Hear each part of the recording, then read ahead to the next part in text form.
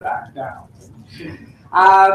This I'd like to welcome everybody to our discourse. This is, we've done, we started with Perth, then we went to Adelaide, and we're now here for the last segment of Australia.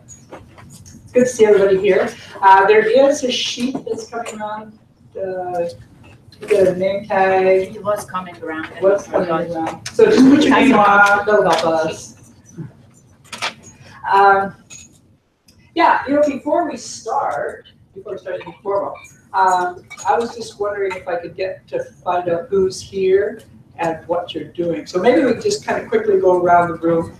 Everybody introduce themselves, maybe just some general idea of what you do, who you're working for, and in particular if you've got any connection with EM. Just real brief, but let's start here. Okay. Hi everybody, my name is Yan Zhong. I'm from University of Queensland School of Earth Science. My project is about magnetometric 2D inversion. Thank you. Hi everybody, my name is Xiu Yan. I come from China, Jilin University, and now I'm studying in RMIT for 1 year, supervised by Professor James McNeil. And I'm a PhD student now. My research focus is about the three-dimensional airborne electromagnetic time domain modeling and inversion. Okay, thank you. Hi, I'm Lachlan Hennessy. I'm from RMIT University as well, and I'm doing a PhD in magnetic fluidics with Jim McNeil. I'm Li Zhongguang from GeoSci.xyz, Canberra, and my background is in the geophysics, and at the moment I have some AMT work and also the geomagnetic observatory. Thank you. I'm Daniel Foreman from GeoScience Australia. I'm as well in seismic and magnetofluidic section, so taking this course. My name is Jimmy Duan. I work for GeoScience Australia. Mine work on the MT sites. I'm Ko Yasuko. I'm a consultant, and I'm normally working on surface wave seismic, and I'm a novice to electromagnetics. But an honorary lecturer for the SMG. Yes. Yes. Next table. Yes. I work for Comstation. Just to be able to learn new things. Fair. My name is Nick. I work for Energia with clean energy. We do a lot of consulting in seismic and acquisition generation. I'm Alexei Gomshirov. I work at GeoScience Australia in seismic, various types of seismic, ocean bottom seismography, mostly in the last 2-3 years. I'm Mark. I run a company called Cetera Technologies over in Calgary and over here. We're a front-end project management company for seismic. I'm also Queensland Secretary for ACG as well. Mike Sexton. I'm a consultant with a company called Planetary Geophysics. We're running around with in-house EM systems and also with Phoenix MT here. So anything that improves our knowledge is worth attending. Next table. My name's Brad. I'm a mine/exploration geologist working for Ferrous Resources Copper Company. We operate the Tritton Copper Deposit in New South Wales, and we're actively exploring for VMS systems around that deposit, and we're currently using EM at the moment. So, there you go. My name is Hank Van Paraden. I'm a seismic interpreter. I use the EM data to supplement seismic interpretation. Okay. I'm David Allen. I run groundwater imaging from Dubbo, which is geoelectric and electromagnetic gear being towed around for the moment groundwater projects. Mark Maxwell. I've not worked as a geophysicist, but I've got a physics undergraduate degree, but I mainly work in the field of geology and mining. So I come to these courses to refresh my physics, basically. Ron Palmer, PGC Geophysics. I'm a geophysicist consultant, and I work in potential fields and EM and GeoSci.xyz. Look forward to listening to this course. Matthew Greenwood from Geological Survey of Queensland, primarily based in potential fields mainly, but moving more into the EM space as we do more surveys. Roger Camp from the Geological Survey of Queensland. I'm with Matt as well. I'm more of the seismic guy, but we have to have a balanced understanding, so you learn more about you. Lucas Heath, with HPX, do a broad range of geophysical, looking at geophysical data for different projects. So yeah, it's good to refresh one's knowledge and update it. Dan Ararenko with Gap Geophysics. I work with Mel. We did quite a bit of varied exploration, sort of IP, 3-component B field, EM technologies, pretty varied. I'm Megan. I work for Hank at Energeo and with Nick. We're seismic interpretation mostly, and apparently I have a pop quiz at the end of this. So. Well, the other seismologist. As Dan said, we're from Gap Geophysics, but we specialise in, I guess, high-powered EM. We build EM transmitters, we build EM receivers, we do downhole EM, surface EM, airborne EM, semi-airborne EM with sand technology, of course, submarine magnetics we've developed in-house. I'm a novice also. My name is Sasha. I'm just going to stand again.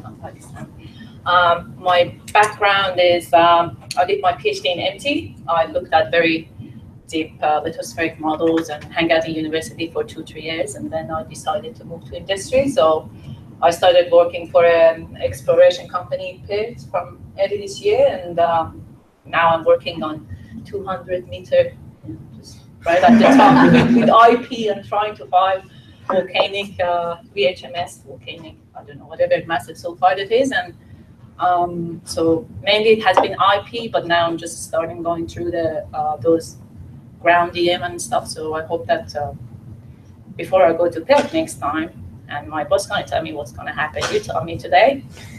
Maybe you can take a thought quiz with me. I looked at your notes of lectures last night, and I just thought that's very ambitious if we're going to go through all this. Yeah. It was a lot. Mark Glover, CSIRO, Land and Water at based in Canberra. I'm using ground-based EM systems to try and understand temporal salinity in agricultural systems. So we're using EM as a covariate for crop responses and crop trials in Bangladesh and India. I'm Tegan Blakey. I work with CSIRO and the Northern Territory Geological Survey, so based in Darwin. I work on a project in the McArthur Basin, mostly interpreting gravity and magnetic data, but there's a fair bit of EM data that here I'm looking at as well. Trevor Darling, GM with Gap Geophysics. Tristan Kemp, Geoscience Australia, work with most of these guys here doing seismic and MT work. I'm Janelle Simpson. I'm with the Geological Survey of Queensland. Originally, I was potentially potential fields background, but more recently, a lot of MT. I'm Chris Parker. I'm another person from Gap Geophysics. So I do mainly ground-based surveys based here in Brisbane, but more local. Excellent. Well, that's a broad spectrum of backgrounds, broad spectrum of people, projects, lots of things. I'm surprised at how much MT there was that came up. Yes, we've got everything from different kinds of IP to control source EM to, and different people worked in various aspects of this at various levels. So that's actually kind of the goal of the course, and as Asha said, there's a lot of stuff in that book. And yeah, we're going to see what we can do today.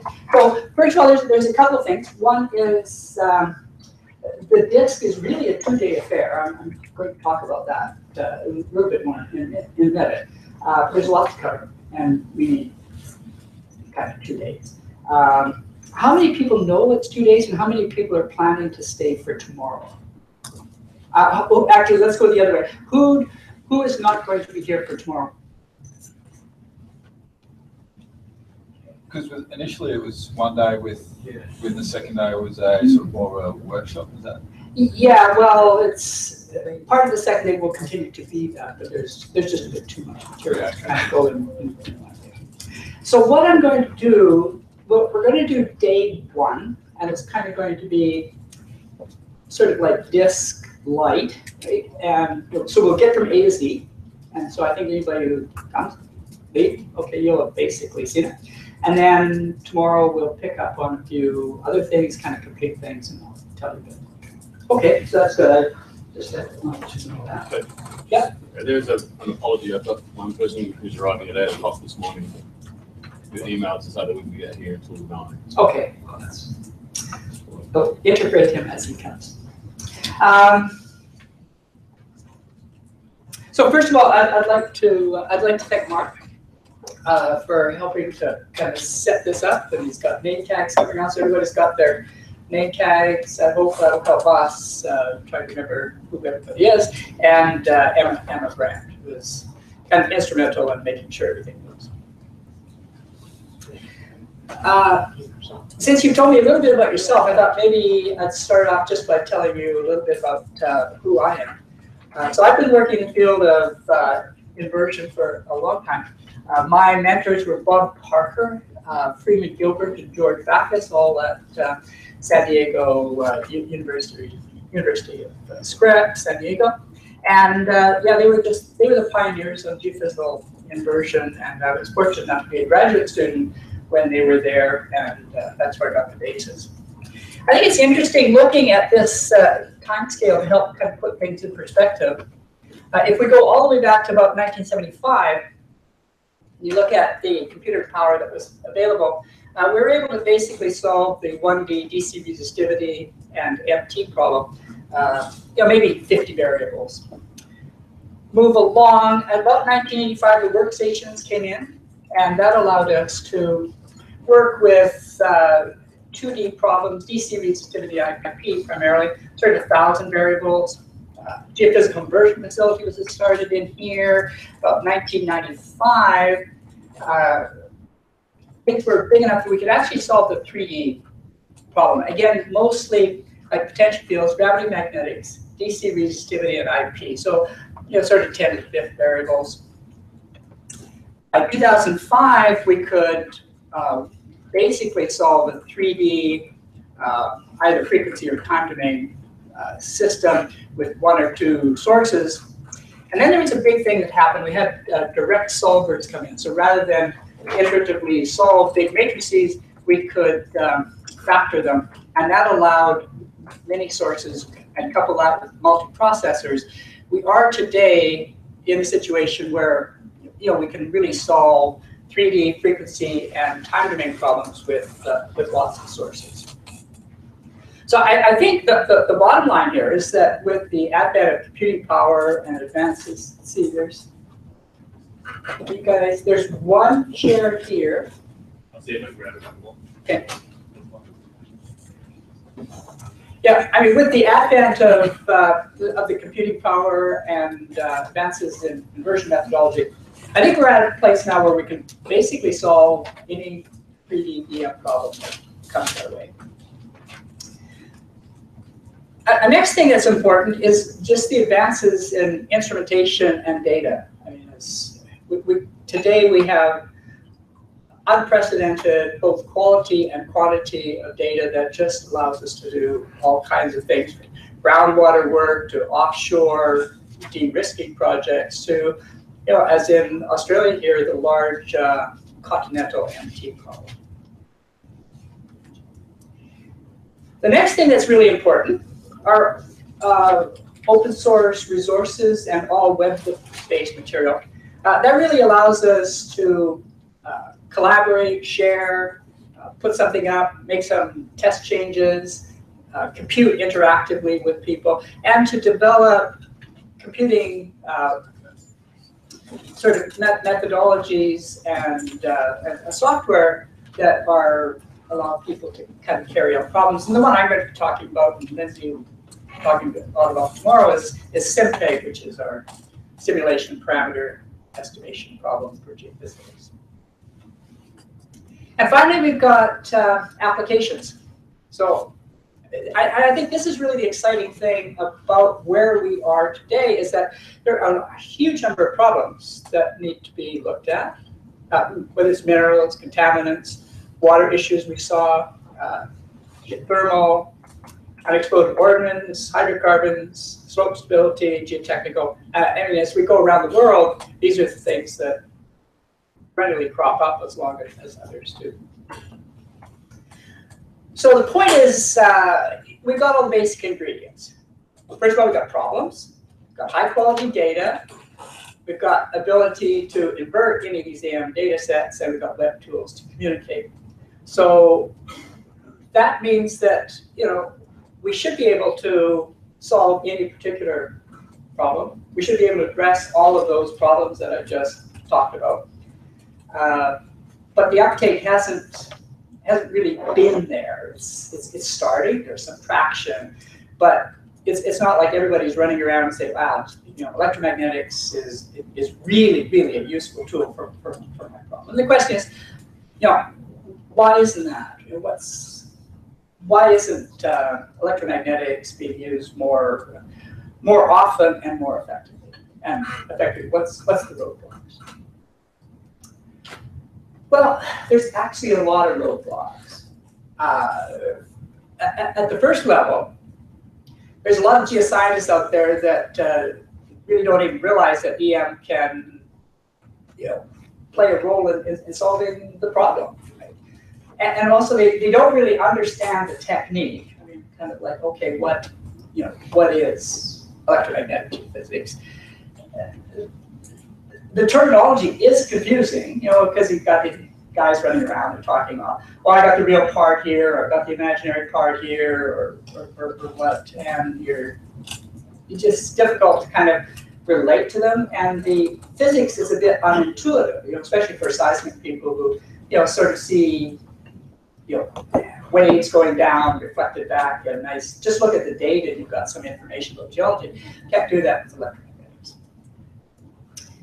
Another problem is the question of, like, what's the relationship of the physical properties to my problem? Because that's, you need to make that connection. And that is actually a difficult one, and it's problem specific depending upon where you are, what that connection is. The other thing is, there's just a whole bunch of surveys to choose from. Right? Which do I choose? I've got DC resistivity, I've got a frequency domain experiment, I've got a time domain experiment. My surveys should they be in the air, on the ground, downhole, and, you know, what do I expect for resolution? And the last one, and I think this is actually important for most people who are really practicing, is that, you know, you want to see an example of where the particular technique has been used. So, you know, you'd like to have an example, like, is there something out there that's similar to mine that EM has been applied to and has been successful? So those are the roadblocks. And, you know, I guess the purpose of the disk today is to, like, say, okay, let's just get rid of as many of those things as we possibly can, and thereby kind of increase the use and usefulness of EM. So that's kind of what the goal is here. So we figured that let's get rid of the roadblocks, and we actually have we've kind of got a perfect storm here, right? So we've got our problems, high quality data, we can invert things, and we've got web tools to communicate. So this disk that we have, you know, it's the ideal place at the ideal time to take advantage of the perfect storm. So it seems like we got everything together, but there's one important ingredient that's missing. What is it? Pardon me? People. Perfect. Yes. We're missing the people, the really bright young scientists, one over there, and another person who comes with me, as well as everybody else that's around here, who just, understand the problem, passionate about the use of the techniques, and have the ability to work. So I think with all of those, we're kind of set to go for it. So our goals for the disc, first of all, I'd like to inspire you. I want to show you the potential applications. I think when you see sort of the range of applications to which geophysics has been applied, you'll start to appreciate more the potential power of it. We're going to illustrate the effectiveness through case histories. So case histories will be a big part of what we do. You cannot work with a technique, you can't get anything out of it unless you understand basic principles. And I can't stress that enough. I've seen so many people who have advanced equipment and they're going out and they're trying to do something and honest to goodness they're just kind of forgetting about some real basic principles. So you need to understand them. And we're going to help understand those principles by working with a number of apps. These are just little software pieces that you can put on your computer. You can ask some questions, you can get out some pictures, and it'll help you understand. And all of this is kind of defined in an open source resource that we have been developing. It's given by here as the link, and as I said, we'll talk more about it. I want to set realistic expectations for those people coming from seismology. You're expecting kind of high resolution and be able to see geologic structures. You can't do that with EM. Nevertheless, you can provide some really valuable information. So just to have you go away and have a realistic expectation of what's going on. And the last, and this is actually really important for us, it's going to be one of our main things, is that we want to kind of promote the development of an electromagnetic community, getting people to use open source software, capture case histories worldwide, get people to interact. So that's the goals for the disc, and we're hoping we can accomplish them. I just want to make a couple of comments about our resource, EM GeoSci. How many people recognize this particular picture? Ah, nice. So there's over half of the people put their hand up with this. This is a book written by the SEG, the particular volume, actually it's 2 volumes, edited by Lisa Nabigian, who's kind of a guru for electromagnetics. And anybody who's going through electromagnetics will probably spend a few months in a chapter here by Warden Homan, which does the nitty-gritty math stuff and really kind of takes you the way through electromagnetics. It's great. It's wonderful. Every student I have works his way through that. What we're trying to do is to take this and make it one step more. We're trying to take this stuff and make it live so that you can interact with it. And here's our EM GeoSci. This is the opening page to it. There's some background material up here. This is kind of the stuff that we'll be talking about. But there's case histories that are given here. And there's LALOR. So we're going to talk about a Helisam case history today. And that would be accessible through I'm going to talk about case histories, and we have a framework for these. So each, and I think actually every applied geophysicist would probably feel pretty comfortable with this. But the reason that we have a framework is that it allows us to communicate and very easily partition things into a particular box, which when we're seeing which box we're in, we can communicate. So if we've got particular case history, so Mal has gone out, he's collected data, and he's partway through things, and it's partitioned into here. And the steps are kind of logical. First is the setup. What's the problem? What are we really trying to answer here? So that may actually even just be a geologic statement of something. And what's the properties? Multiple physical properties. Having chose that, what's our survey? And we collect some data. We process the data, it might just be filtering, it might be inversion. Interpret them, and then make a synthesis and ask, how does all of this stuff actually connect with answering the problem? I think that's the way every applied geophysicist really thinks about things, but actually by partitioning this out, it really, really helps with communication, because as I was saying before, so Mel's he's partway through this, and he's down here, right? And it's actually said, I've got data, I can do a bit of processing, but where's that 3D inversion? How exactly do I do that? And he can communicate that with somebody else, and then kind of know where to, start. So we're trying to make all of these things live and extensible and editable on everything is on GitHub, which is shared. Okay, why apps?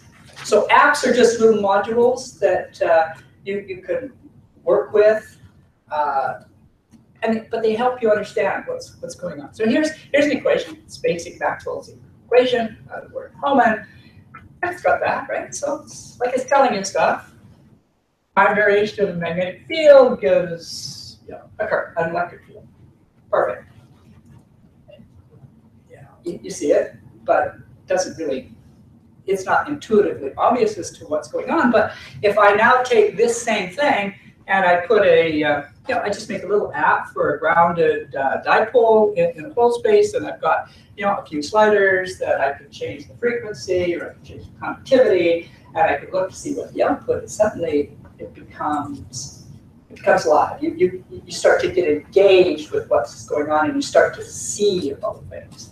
And the important part here is that it actually gives you that opportunity to ask a question first, and then do something with the app and see how well you're answering that question. So how do we achieve these goals? Well, we're going to connect to relevant applications. We're going to select a particular type of survey, use the apps to explore and ask questions, and show the success in a case history. So our agenda today, somebody, I think it was Sasha, said it's a lot of stuff. You've got yours printed out, so it is a lot. I'm going to do something that it's certainly not traditionally done.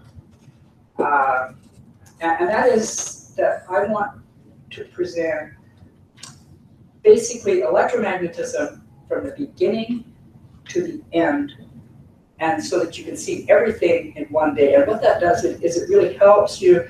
It helps you place where you are with these different electromagnetic surveys into particular things associated with particular physics. And that really does help clarify things. And so here's what we're going to do. We're going to start the morning off with DC resistivity. Probably everybody in this room knows something about DC resistivity. It's the oldest example there is. But within the context of this, I'm going to present it different. I'm going to present it as much as I can within the concept of charges that are being built. Then we're going to look at fundamentals of EM. Then we'll look at inductive sources. So this is like airborne or ground sources that comes around.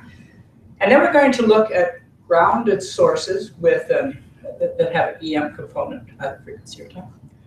We'll look at natural sources, so that's the MT. Ground penetrating radar. So this is the same stuff, but now it's at higher frequency. So you get now much more into the seismic application. And then we're going to finish off with IP, induced polarization. And then look at future. So it's a lot of stuff. We obviously can't go into huge detail, but we're going to kind of get the essence of things and then kind of showcase history and then sort of move on. As I say, it's an ambitious schedule. And as we've gone around, look, there's a wide variety of backgrounds, a wide variety of people, expectations. You've got to appreciate this. This is kind of a tough thing to stand up and try to present something to, but everybody goes home. with something that they learn. The course is not really designed for experts, but even if you're here, we go for coffee every Saturday morning with a group of friends. We've done that, same coffee shop, same friends, same jokes. 23 years, every Saturday, 9:30, without fail. And they have this, every Saturday they go in, they've got this board there with a saying on it. I walked in one morning, and this book was on, and it's the following. It's by Doris Lessing, and I love it. That is what learning is. You suddenly understand something that you've understood all of your life, but in a new way.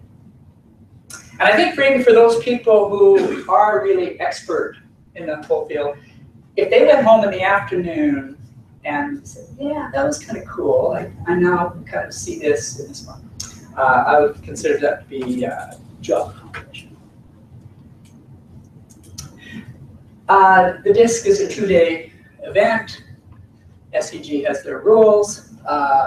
So some of you guys probably saw it as a 1-day event, but we've been trying to kind of get the idea that it's 2. So here's how it's going to work. So today we're going to try to get through that whole schedule. Okay. Won't be mincing a lot of words. We'll make sure that we kind of get through. And this is formally sponsored by the SEG, and that's why you pay a registration fee. Tomorrow we're calling DISC Lab.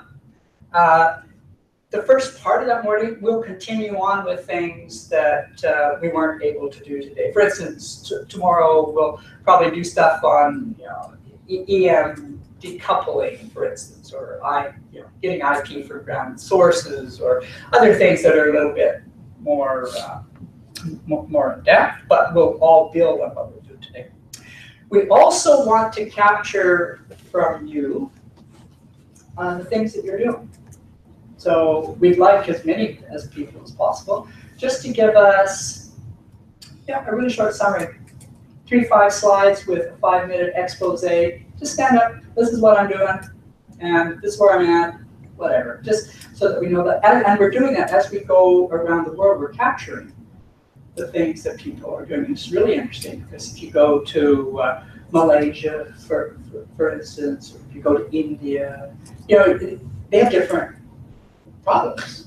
And it's just interesting to see, okay, in this particular country, these are the things that they're really interested in. When we were at Adelaide, so we had, again, a spectrum. Some people interested in groundwater issues, some people more interested in tectonics, some people interested in mineral exploration. It just kind of gives you that sense. And as we're going around the world collecting anywhere from 5, 10, 15, even we do 30 presentations, that's a couple or 300 examples. And I think that's really valuable because now that is captured. People can look, see who's doing what, where, and maybe find, that guy's doing the same kind of problem I am. Maybe I should connect with them. So it's all in kind of trying to develop a little bit of this community. And then, that's what you want to do. And then for connecting and contributing, there is something called Slack. How many people have used Slack or know about it? 1. Okay. So it's a channel by which you can interact with us or anybody else, post questions, put up a picture, provide some information, and you can join the Slack channel. There's information. And then we also would like to have people contribute. We have EM GeoSci. It's still infantile. It's growing, but there's still lots of opportunity to contribute both to the content and the case histories. And then we've got our simulation software. All of those are open source, and you can contribute. Okay, so with that, I just want to do a quick introduction to electromagnetics. So first of all, any questions? I'm just hoping most people can come for tomorrow. I see there's at least a half a dozen who can't. And as I said, today we'll kind of do the do the basic stuff, and then tomorrow we'll have an opportunity to do a few other things and have more discussions. So here's 3 problems that we had talked about before. Minerals, locate, characterize, unexploded ordnance, water issues. Those 3 problems are characterized by perhaps different physical properties. First of all, there's electrical resistivity or conductivity. So this map, maybe most people have seen before, on the top part here, we've got resistivity. That tells how difficult it is for current to pass through. So rocks that are highly resistive do not pass electrical current very easily, and rocks that have low resistivity do. Things that are very low resistivity are things like massive sulfides, or graphites, salt water. At the other end of the scale, you've got metamorphic rocks, permafrost, limestone. A lot of the stuff that we're interested in kind of falls into here, metamorphic rocks, clays, sands, gravels. The inverse of resistivity is conductivity. Just one is the reciprocal of the other, and conductivity is in Siemens per meter, or sometimes millisiemens per meter. So I'm just going to use those 2 terms interchangeably. Every EM guide does, sometimes in the same sentence. So yeah, we'll talk about resistivity, we'll talk about conductivity kind of interchangeably, but you just remember that one is the opposite, or reciprocal of the other. So that's the first physical property. The second, which doesn't really play a role until we get to high frequencies to GPR, is electrical permittivity or dielectric constant. And the big ticket item here is actually water issues. So water has got a dielectric constant of 80, air is 1, and other materials are kind of in between. The third physical property that's involved in electromagnetics is magnetic susceptibility. Again, there's a log scale here, sort of 6 orders of magnitude. Actually, I guess I didn't point that out explicitly. So there's huge variations in here. I talked about small and large, but we're talking like 8 orders of magnitude difference in rocks. So that's huge. I mean, compared to seismologists, where if something varies by 30%, it's like, wow, that's a lot, right? Here we're talking many, many orders of magnitude. So it's a very different kind of regime. Magnetic susceptibility also falls into that same category.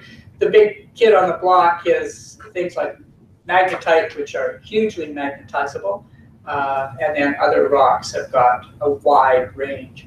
Perhaps one of the important things to note here is that it doesn't matter which physical property you're looking at, there's many rocks that would have either that same magnetic susceptibility or electrical conductivity. So knowing the value of physical property does not tell you what that particular rock type is. This is going to be a standard thing that we go through, we use in, it's sort of a generic image to kind of keep us on track. But this is basically the geophysical survey. So we've got a source that inputs energy into the ground. We've got physical properties here that are going to interact with that energy, and then that's going to give us electromagnetic fields up and generate some data.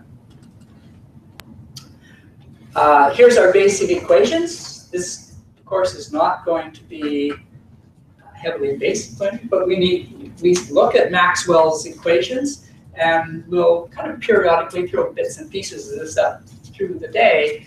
But there's a number of equations that are particularly important. There's this one here called Faraday's law that tells time-varying magnetic field is electric field. There's Ampere's law. If we have current, we get a magnetic field. And then we have what are called constitutive relationships. So those give us the ratio, the relationship between, let's say, a field, electric field, which is kind of a force, and a physical property sigma, and then that gives us J, the current. So here's a flux, and it's kind of relating to a field by a physical property. Maxwell's equations can be written in the time domain, like this, or they can also be written in the frequency domain. And we're going to use both of these, and we're going to probably distinguish between capitals for frequency and small letters. But those are basically Maxwell's equations, and we solve those with sources and boundary conditions. We can get every problem that anybody is interested in. So we can do the magnetic telluric problem, we can do the control source EM problem, stuff with transmission on the ground, inside the earth. It just doesn't matter. So these are our equations. If we can solve these guys, we're kind of good to go. What are we talking about with electromagnetic? Let's just look at this first term, the sources, and just kind of see what our flexibility is. First of all, our sources could be grounded, in which I put a generator, plug two ends of that into the ground. Or they could be inductive, as there are here. So I've just got a loop of wire that's got a current in, and I'm dragging over something.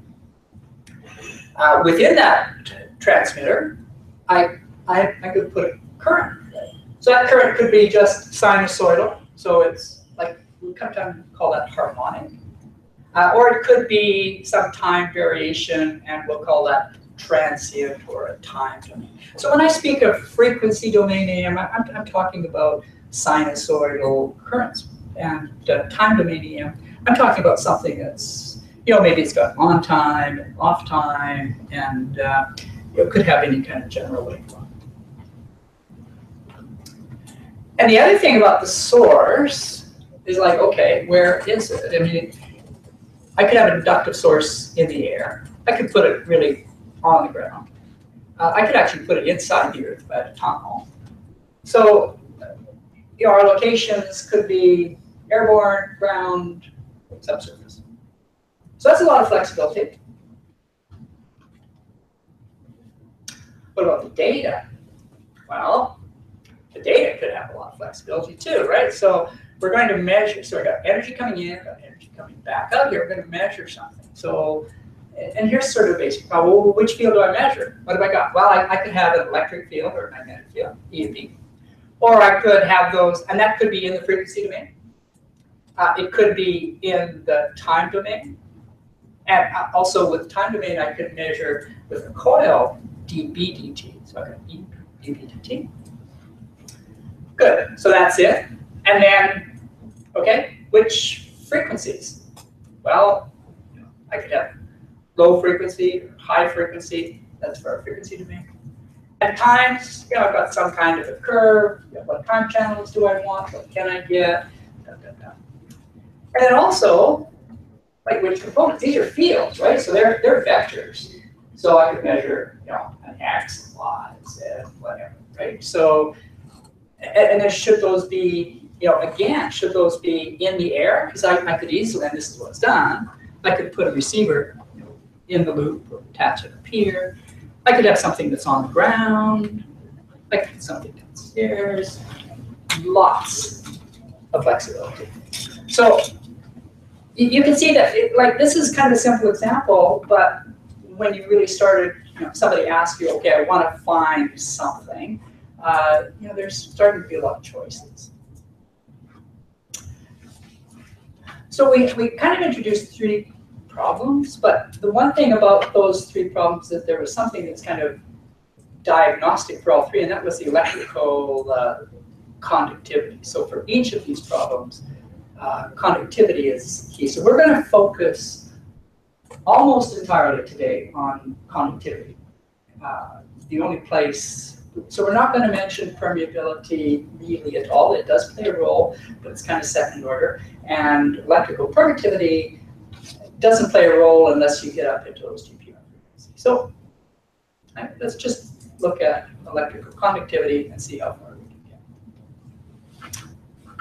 get. So with that, what I want to do is to then do our first technique, which is DC-DC state. And while I do that, if somebody's got a question.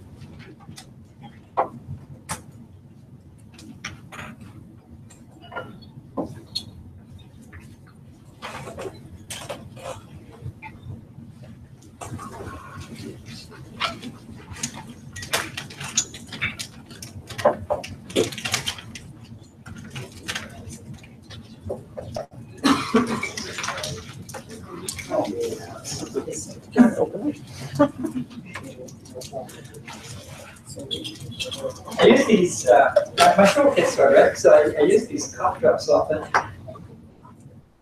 I've never had a cough drop in place that's been so hard to open as these Australian packages. Safety is important. Pardon me? Safety is very important. Yes. Kids shouldn't open.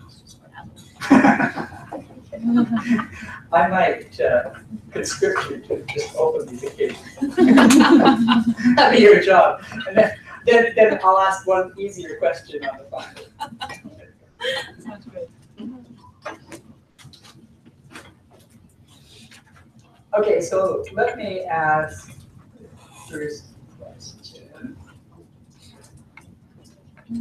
Is there anybody here who does not know how a pseudo-section is put together? So everybody knows about pseudo-sections.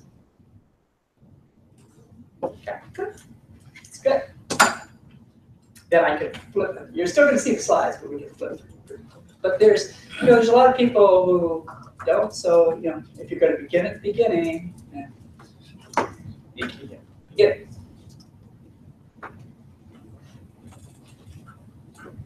So electrical resistivity, the oldest technique around.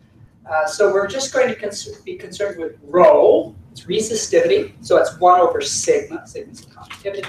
Got to put energy down. Get some feedback. Our motivation, manyfold: mineral exploration, water problems, oil and gas, geotechnical. A lot of reasons to use DC resistivity.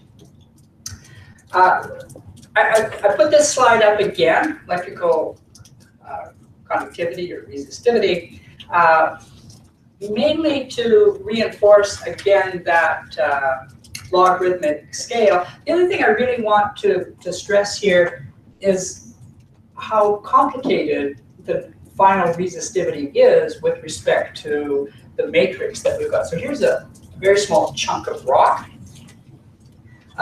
You notice it's got a whole bunch of pores in it. Those pores are connected in different ways. They're fluid filled, and that fluid might be saline or fresh. The bottom line is that the resistivity of this little chunk of material depends on all of those factors. So that's what makes resistivity challenging from the point of view of just knowing the resistivity and then trying to gain some particular information. You have to remember that in general, resistivity of the rock depends upon a lot of different factors. So we're going to go through a few of the basics. I can go through a couple of these things pretty quickly. I want to talk about sensitivity because some of the things that we do, in fact, this is the great thing about DC resistivity, it's going to set a single pillar that we can then build on all day. So we just want to make sure, okay, we got this pillar down, and then we can move on. And I'm going to put a case history, again, Australia, at Mount Isa, and then we're going to look at effects of background resistivity. So here's the basic DC resistivity experiment. Everybody probably knows this, but we're going to just sort of kind of breeze through it. Again, this comes from an Australian example, so a long time ago. Anybody recognize what that might be a cartoon of? Is that a lure? Point. That's in Cobar. Actually, the allure deposit is the only thing that I really recognize, or that I can recollect. I think it's Cobar, New South Wales. North of Cobar. Perfect. Yeah, so we used this years and years and years ago when we first started doing DC resistivity. And it's just been one of these images like, okay, that stays around, it works. And the idea is as follows. So we're going to do a DC resistivity experiment. So we're going to get our generator, pop 2 electrodes in, put one into positive, generator negative. And then when we do that, we're going to drive currents through the subsurface. And you can see how the currents are changing in direction. They're being affected by what's happening here. The thing I'm going to talk a fair bit about are the fact that there's actually charges that are built up on the outside. And those charges are going to give rise by Coulomb's law to electric potentials that we can measure up here. This is the basic experiment for DC resistivity. So we're going to be measuring electrical potentials due to all these charges.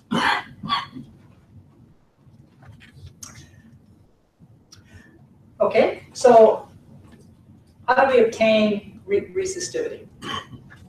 Well, first of all, let's just go back and look at our equations. So here's Maxwell's equations, but we're steady state, so there's nothing changing in time. So these guys, anything that has got a time derivative goes to 0. So our equations actually reduce down to some things that are very similar. We have our constitutive relationship, which is called Ohm's law.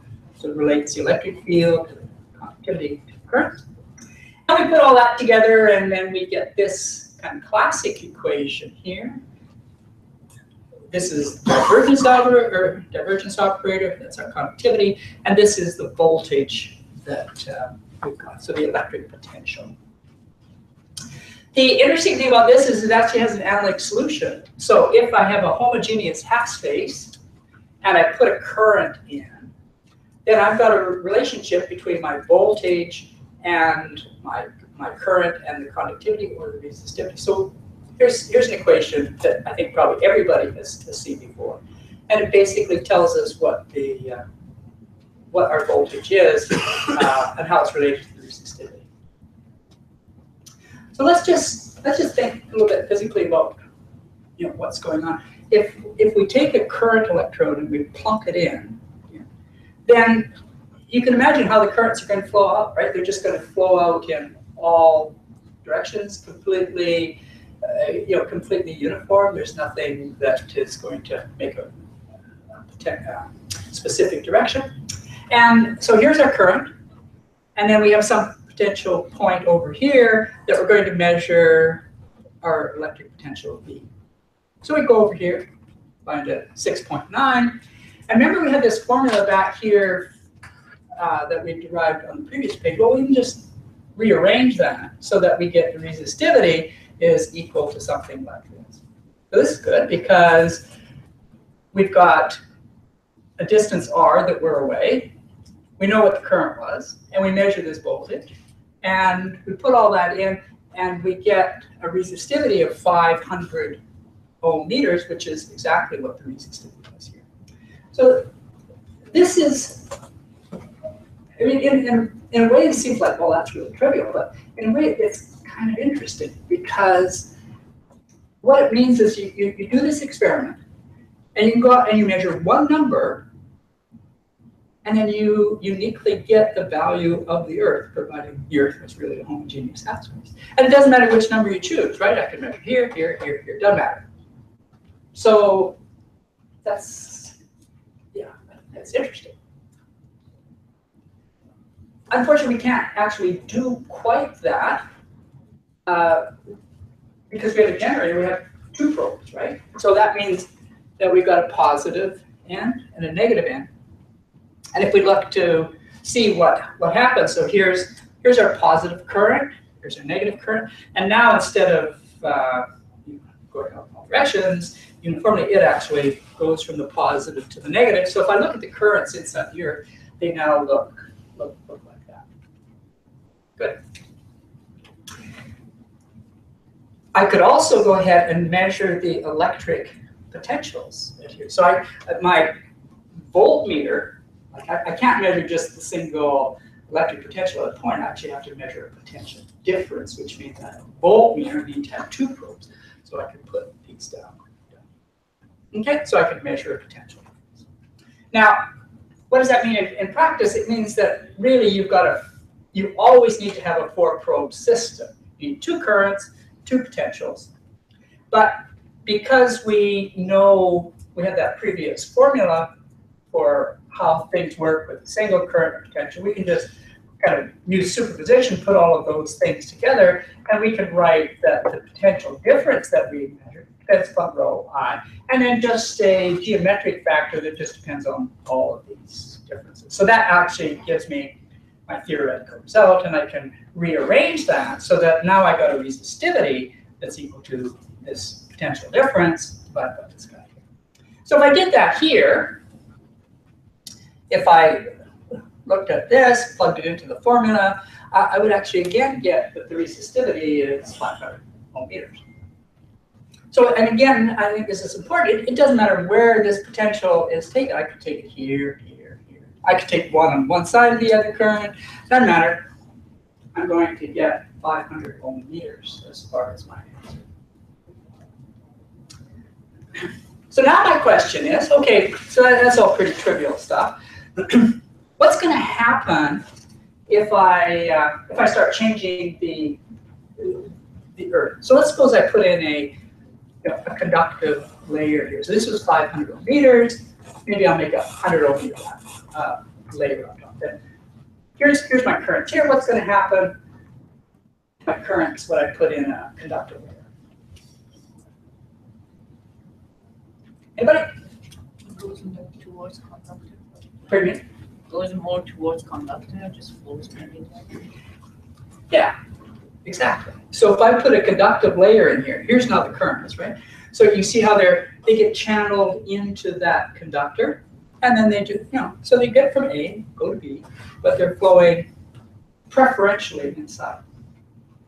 And now what's going to happen if I take my voltage difference here and plug it into my formula?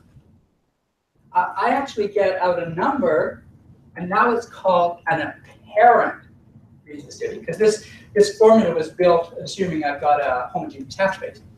This is now my result that I get, and it's 226. Now, maybe that's expected. I think perhaps you may have. This is 100. This is 500. I'm affected by both of those guys. So getting something in between, that's kind of reasonable. So that's the idea. We're going to get often an apparent something or other. It's a way of kind of characterizing, what that background structure is, kind of assuming it's just a simple homogeneous. We have an app. We've got many apps. We've got 25, and they're growing. And these are visual aids for helping understand what's going on. So here's one, for instance, that it's a layered Earth app. It allows you to change the resistivities of the layers, the layer thicknesses, and play around, get some idea about what's going on. Importantly, we see the currents there. Knowing where the currents are is extremely important in any electromagnetic induction problem. That's our key. We want to sort of see the currents. And this allows you to kind of investigate, ask questions, and then move the slider bar. Actually, I'll probably stress this a number of times, because there are certain people, you give them an app, and the first thing they do is they start, moving the slider bars. That's not what we want. We want you to do exactly the same thing as we've just done. Say, okay, I'm going to put in a layer. I'm going to put in a resistive layer or a conductive layer, or whatever. It doesn't matter, right? Okay, before I press that side button, I'm going to anticipate what it is that I'm going to see. I might even sketch it out. Like, this is what I'm going to see. This is where I think the currents are going to be. And in a second, you'll also think about the charges. And that's going to be the thing that you're going to say, okay, that's my guess. Then you move the slider bar. And then you see what happens. And then you see, oh, that matches what I thought. But, okay, good job, Sasha, right? Nicely done, right? Or it doesn't match, in which case, oh, why? What was wrong in my thinking? Okay, so now I got to rethink the problem and then try to intuit my way out. That is the way not only to use this app, but every app that we give. Do not just sign on and willy-nilly do it. Use that in a very, very focused manner, and out of that will come a really enhanced learning process. Soundings arrays, I think everybody knows probably this, but we'll flip through it quickly. So in a sounding, okay, what we're going to have is a ray of a particular geometry. So this is called a Wenner ray, equal spaces here. Schlumberger ray, kissing cousin, just have to measure smaller offsets in the middle. And the idea here with the sounding is that we're going to end up with a picture that looks like this. So this is going to be apparent resistivity on this side, and along this vertical or horizontal axis, we've got something to do with the geometry of the array. So if it's really small, so like here we use basically separation of current electrodes. If it's really small, we're going to get something, and as it goes larger, it expands to this. And you probably already have a very intuitive idea about what's going to happen here, right? Because if I go back to that single layer, and now I make my current electrodes really small, right? You know, currents are kind of choop, choop, choop. You know, I'm just really sensitive to what's going on in here. Then I go and collect my apparent resistivity, put it in a formula. I got 100.3. Wow. It's just showing you that effectively you're just seeing this 100 ohm meter space right at the top. And if we plot it on the scale, we have something like this. But now if I make this a bit bigger, so you can see now my currents are starting to get down into here. My apparent resistivity is going up, it's 135. Increase it like that, resistivity is like that. Okay, so basically, you're standing here, current electrodes are here, you just turn it down bigger, down, bigger. And then each time you get an apparent resistivity that's somehow kind of sensitive to that, you know, sort of a larger scale depth here. And then that gives you an apparent resistivity. So this is a DC sounding curve. An important point to take away here is the fact that, you know, this layer was only 7 meters thick. And our AB upon 2 is like 30 meters. So our current electrodes are 60 meters apart. And even that, we still haven't asymptoted out to get a 500 ohm meter background. We're only a little over 300. And in general, that's going to be the case. If you're working with a DC survey, your depth of penetration is a fraction of what your longest separation is. So we have this guy here. Well, that's a data plot, really. It's telling you something, but that is not, this thing is not depth. And this is not true resistivity. So it's a way of plotting the data, but it doesn't really tell you what you really want to do is go ahead and invert this stuff so that you could get a what the true what a representation is. So inversion is what I've spent my whole life doing. We're actually not going to talk very much about it today, because that's a whole other story. We do have inversion tutorials that we could talk about tomorrow. But for now, this is basically it. We've got a survey system, we've got some data, and now we've got this box, okay? And this box is going to produce for us an electrical resistivity structure that reproduces the data.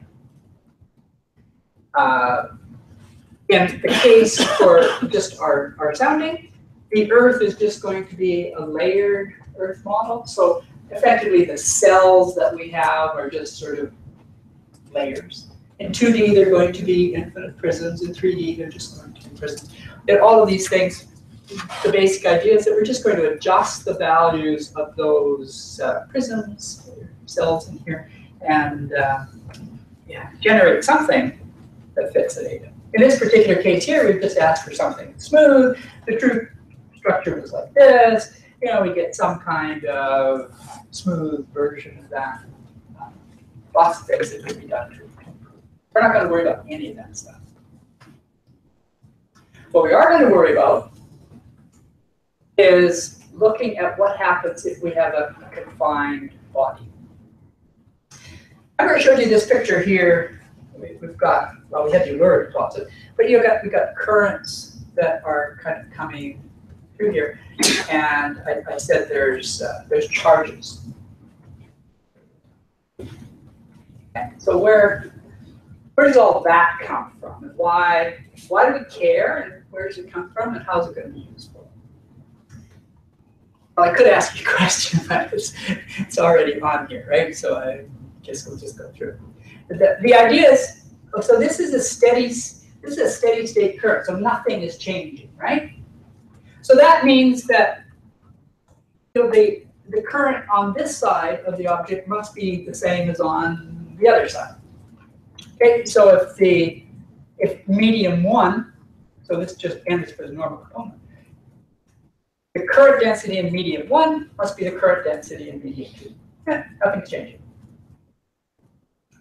But then what do we do with the current density? Well, the current density, that's Ohm's law, right? So that means that is sigma E. So sigma 1 E1 has to be equal to sigma 2 E2. But we know sigma 1 is not equal to sigma 2, therefore E1 cannot be equal. Ergo, there is a discontinuity in the electric field as we go. And the only way we can do that, the only way we know how to do that, is to actually put a charge on things. So that means that what we have here, in order to keep things continuous, is that on that boundary, we've got some charges. For positive charges, the electric field goes out both ways. And now we've got those charges set up. So now I understand, like, oh, well, my electric field at any point, give me a charge Q, and it's just electric field is 1 squared. So now I know what's going to happen. This is the most fundamental basic aspect for the DC resistivity problem. Everything kind of comes down to charges. And if anybody ever came through places like Colorado School of Mines and you had a course by Alex Kaufman or a number of other people up there, you would have talked about that. But interestingly enough, there's not a lot of people that really talk a lot about charges. But they're very fundamental. We're going to see them a lot during the course. So now let's take a look at this kind of interesting problem of a sphere. So we're going to put a conductive sphere in here. And actually, why do I know it's conductive? Perfect. The currents are getting sucked in here, right? Currents try to take a path of kind of least resistance. So you'd expect that if I put a conductor in here, somehow currents are going to kind of get channeled in. This whole business of current channeling is really kind of important in all kinds of problems. And a confined body here, it sort of looks like this. So I got total currents that look like that. If I subtracted from that my background currents, just what I call primary currents, I would end up with what I call secondary currents. So these are the anomalous currents that are caused by that sphere. And you can see what they look like. They kind of look like they kind of look like you have a little dipole there, right? They just okay. So what's happening here? Well, remember I said there's charges that are built up. And if we look at the charge distribution, there's negative charges on this side of the sphere, positive on that. And that is actually going to be a source then for my electric potential. And here's my electric potential just from these charges. So there's negative values over here, positive over here. This is actually what we want. This is what we're going to try to measure.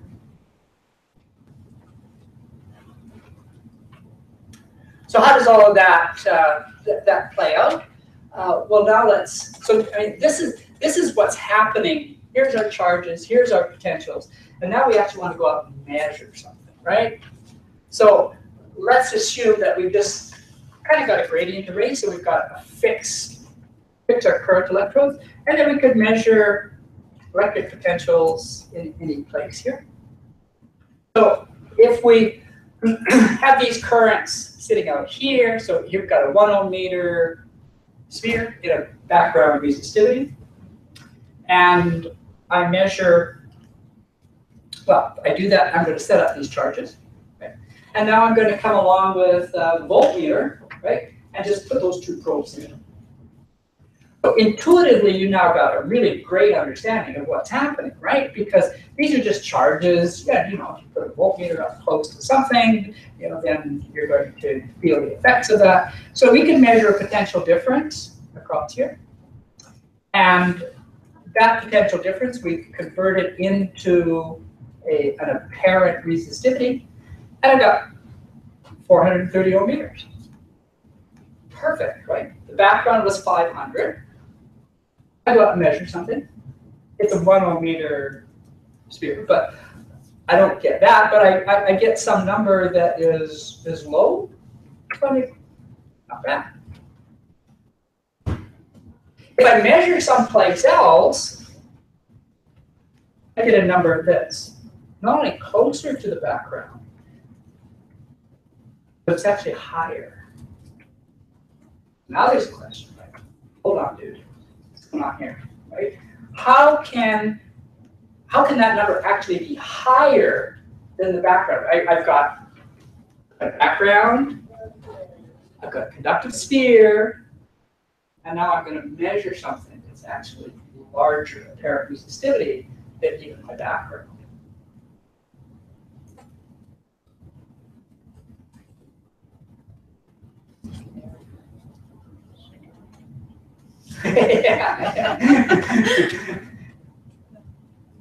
What? Probably that's the Henry time frame. That's the dipole. Right, yeah, so maybe, but we actually don't even need to think about it. I mean, if we think about things in terms of charges, right, then I'd have, like I've got a negative charge here, so if I've got like the negative end of my voltmeter sitting over here, and positive, you can see, like, as soon as you start thinking about charges, you can be like, oh, well, maybe, that is actually possible. Just because of the way, the relationship between your charges and where you're measuring your electric potential, and because you're measuring a difference. Okay, we'll address that a little bit later, but I mean, it's kind of an interesting thing, and it's not a very big number, but it's bigger, right? So like, okay, why is that? And that's exactly the kinds of things that I want you to start to kind of think about as you're doing any of this stuff. Something that's a little bit counterintuitive, but you're thinking about it, and then you're asking why, and then out of that comes that kind of answer. So here's our situation. We measure across, we get a low value here, higher values inside. So that brings us to the concept of profiling. And in a profile, we're just going to fix our arrays, right? And then we're just going to move them across. But our arrays are fixed, so the stuff that we're sensitive to is also kind of at a fixed depth. And if my array is like this, I'm not even going to see stash at all, right? I'm just going to like this, so I just kind of go here. So it's kind of like having a short array going over here, and your apparent resistivity is just it's just a constant. Okay. However, if I make this thing bigger, now I have a greater depth of sensitivity.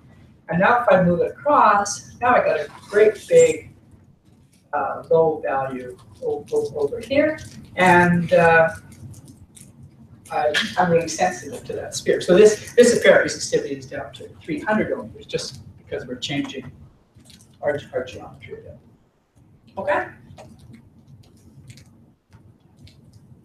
So that kind of brings us into this combination. So soundings, Earth, like this 1D, I'm just going to look down this way, just gradually make things bigger, farther rest, right? Versus profiling, I take something, it's kind of got a fixed footprint or a fixed sensitivity, and I'm just moving it across, and I'm basically translating. So there's a whole bunch of surveys, perhaps everybody's connected with them. So Schlumberger, Wenner, these are two very old standard ones. Things that you'll also hear is gradient array. So in a gradient array, you fix the current electrodes, and then you're just sort of moving the potentials around. Things like pole, dipole, dipole. In reality, everything we do is got 4 electrodes in. So depending upon how you're configuring them, it kind of looks, maybe something like this. Dipole. If you take one of those electrodes, let's say the current electrode, and just get some big hunky guy who's got a lot of energy, get it to carry the wire 2 miles out that way, then it kind of looks like you've just got a single pole. So it's pole, dipole, or you can have a pole. Within the minerals industry, this is often one of the most common ones. For our BC resistivity data, again, everybody's familiar with this, so we'll talk about it. Suppose you've got a pole dipole, or sort of dipole, then we need to plot the data. We're going to do both a profile and sounding. We'd like to plot the data someplace. Our choice is to just do it geometrically, take a 45-degree angle at each of these, and there's a point. So we'll plot this on a plane. If we move this, it goes to a deeper one. It goes down to here. And then if we wanted to do that. So what's going to happen here is that we're going to start like this. Here's our potential. We're going to go tick, tick, tick, tick, and each time we're going to go down. And then we're going to move everything over and do the same thing and just gradually build up this section. So here's our values being generated. So this vertical plot is just an n number. This has to do with phasing. Got those apparent resistivity values, contour them up, and we've got a picture of the data. That is not a picture of the geology, that is a picture of the data. It does not tell us what the geology is. It's a great quality control thing, and it also kind of helps calibrate my numbers, like, okay, you're in the ballpark. If you got a bad electrode, that's really useful for making things stand out. I can't overemphasize the importance of plotting data in like a pseudo-section format if you possibly can. However, you do not want to necessarily think that those are geologic representations. Here's a very simple example. It's just a prism. It's a conductive prism in here. And we're going to do a DC survey over top of it. Here's our apparent resistivity pseudo-section. And you can see, okay, there's stuff happening here, right? And there's also a center of symmetry. And if you had done these things before, you know, oh yeah, there's supposed to be pan blades that are coming off. And where's my target? Oh, it's probably kind of in here. So you drill in through here, you hit the body, and you say, good job, nice job. Got a bonus on that. Well, and you're good to go. However, you could also have stuff like this. So now you suppose you have little conductive blocks sitting at the top, just little pieces of junk, right? And that just throws a kibosh into things. Because when we look at the apparent resistivities that come from that, we actually get a pseudosection. Like that. So that is completely uninterpretable. You can't do anything with that. And for years people did, they just threw it away. However, so here is yet a third example on pseudosection. We designed this one years ago. So here's the topography, that's what this is, so that affects things. Topography is really important. And there's two conductive blocks. Do the apparent resistivity, you know, something like that. So that's actually starting to look geologic, right? Like, oh wow, maybe. So let's put a drill right through there, which turns out to be right through here. Not bad. Okay, take home message. Pseudosections, great way to plot the data. Don't make interpretations. In fact, I don't think anybody does it. So what we really want to do is invert the data. And as I kind of explained before, it kind of means going through this. We're going to take the pseudo section and convert it to get a model that at least reproduces the data. So if we do that with a varied prism, here was our pseudo section, and now we've got something that looks like this. So it's collocating, it's in the right location, and it's kind of sort of at the right depth. You drill down here, you're good to go. Notice that this is kind of smooth. The block was blocky, but that smoothness, that's just sort of the nature of the inversion algorithm. If you knew it was blocky, there's things that could be done to tighten it up and make the result look more like a block. And there's a whole bunch of other things that you can do. But as I said, that's kind of a different story. So that's the inversion of that data. Here's the inversion of this guy. Remember, the pseudo section looked like that. I think the important part here is not only do we recover this conductive block in here, we actually recover all this stuff up in here too. So there's both, just all of these little chunks of things there, and we've actually got a good recovery. They might be just geologic noise as far as you're concerned, but maybe they're sort of interesting. And the fact is, we're up close to the surface, our sensitivities are high, and we've got information about that near surface that might be useful. And if we go to our UBC GIF model, here was the pseudo section. Here's the recovered resistivity. That looks pretty nice. Got two bodies. Clearly we're losing stuff, but stuff is just getting farther in depth, so we're not seeing as much. But that's a great result from the point of view of without doing anything else, just getting that there's a couple of bodies there. The real world is 3D. And this is what starts to make things just a whole bunch more complicated. Because if it's 3D, then we got to start to worry about the target, okay? What its size, shape, its depth, what's the background resistivity. And then there's some real serious questions like, okay, where do I put the currents? We've got all these options. Where do I put them? And then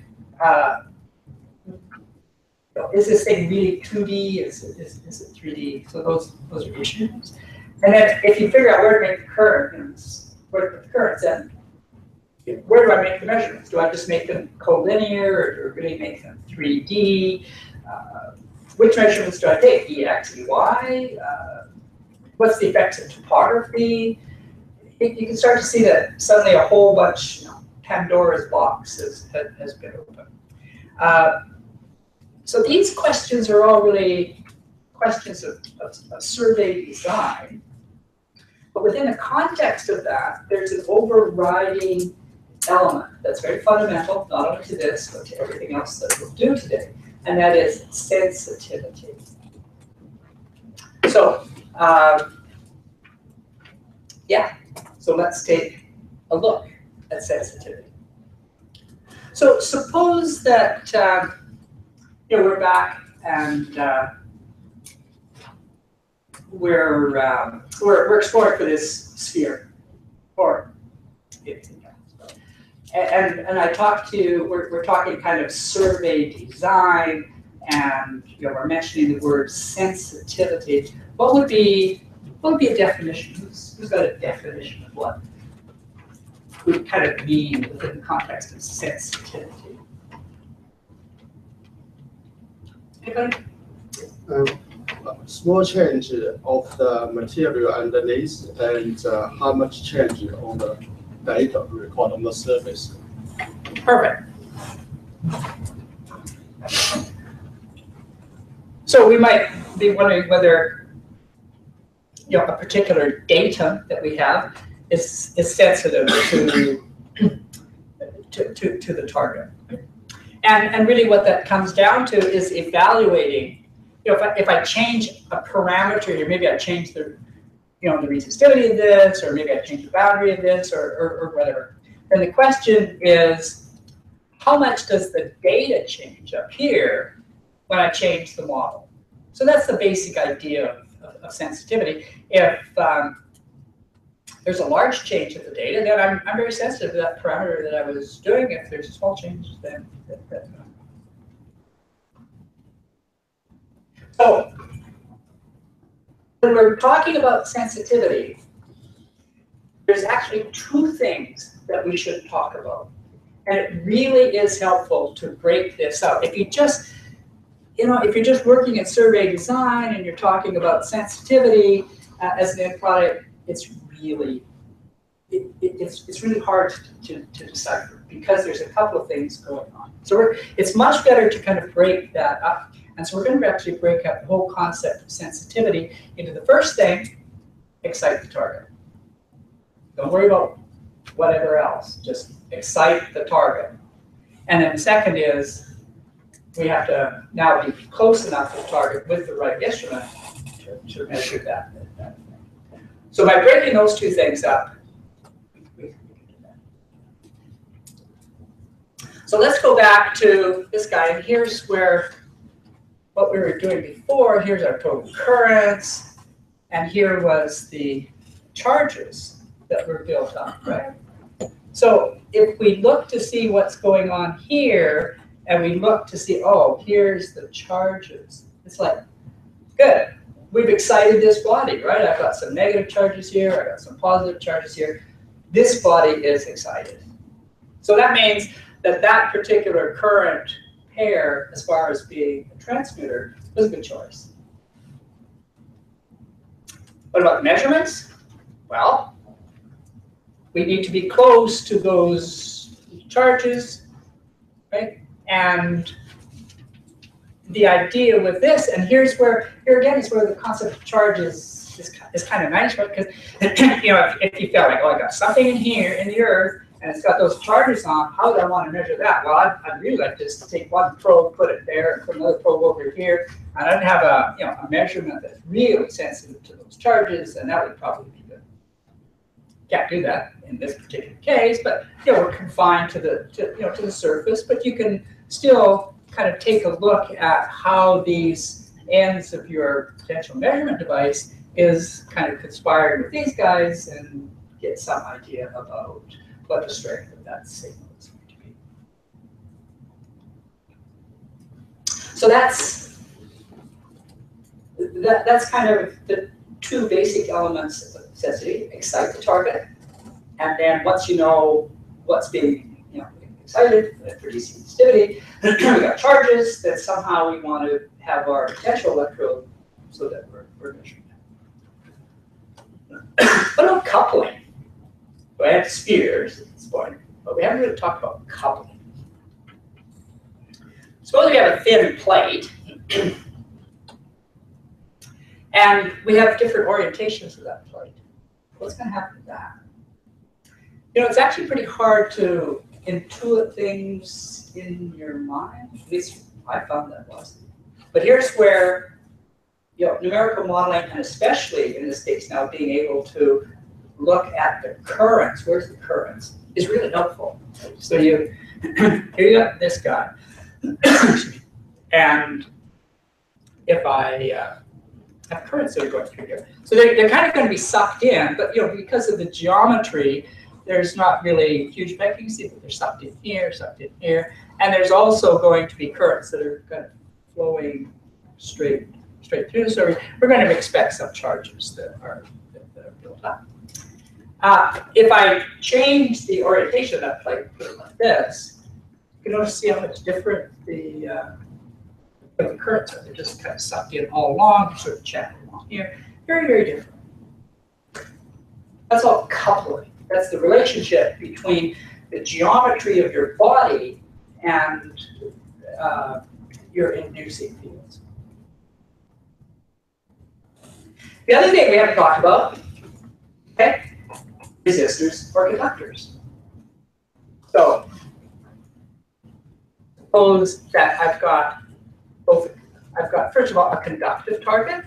So let's look at this guy here, and you can see currents are going in. I'm going to get charges that are built up. So there are going to be negative charges here, positive charges here. Definitely see them. But look what happens if I make it a resistive target. But now the currents don't want to go through, they want to go around. So now they're really distorted, right? So they've got to go kind of all the way around like that, right? And the only way they're going to get pushed around like that is actually to have really big charges that are built up on here. And so I'm actually going to expect some large charges. And this is what's happening. So I've got big, strong red here. Big blue. So the other thing, I mean, what's the other thing that's really striking about these two images? What's the first thing that comes to mind? Like, oh, wait a minute, what's going on here? Anybody? Ron? Yeah. Yeah. Well, the resistor makes a bigger distortion to the field than the conductor. Yeah. Okay. So yeah, it's got those. Anything else that comes up? The lines are closer together with the conductor rather than the resistor. The spacing of the individual lines. Yeah, that's true. There's more current in. Anything else? Still looking for one more thing?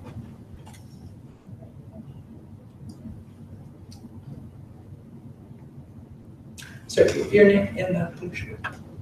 Brad. Brad. Sorry. Charges. Charges? Okay, good. What about the charges? Reverse reality. Thank you. Yeah, look. There's blue on this side, red on this side, red on that side, blue on that side. So I'm going from kind of a resistor into a conductor, I get negative charges. And then when I'm going from the conductor to the resistor, I get positive. Look over here. So I need these big positive charges here to get that electric field out, move things.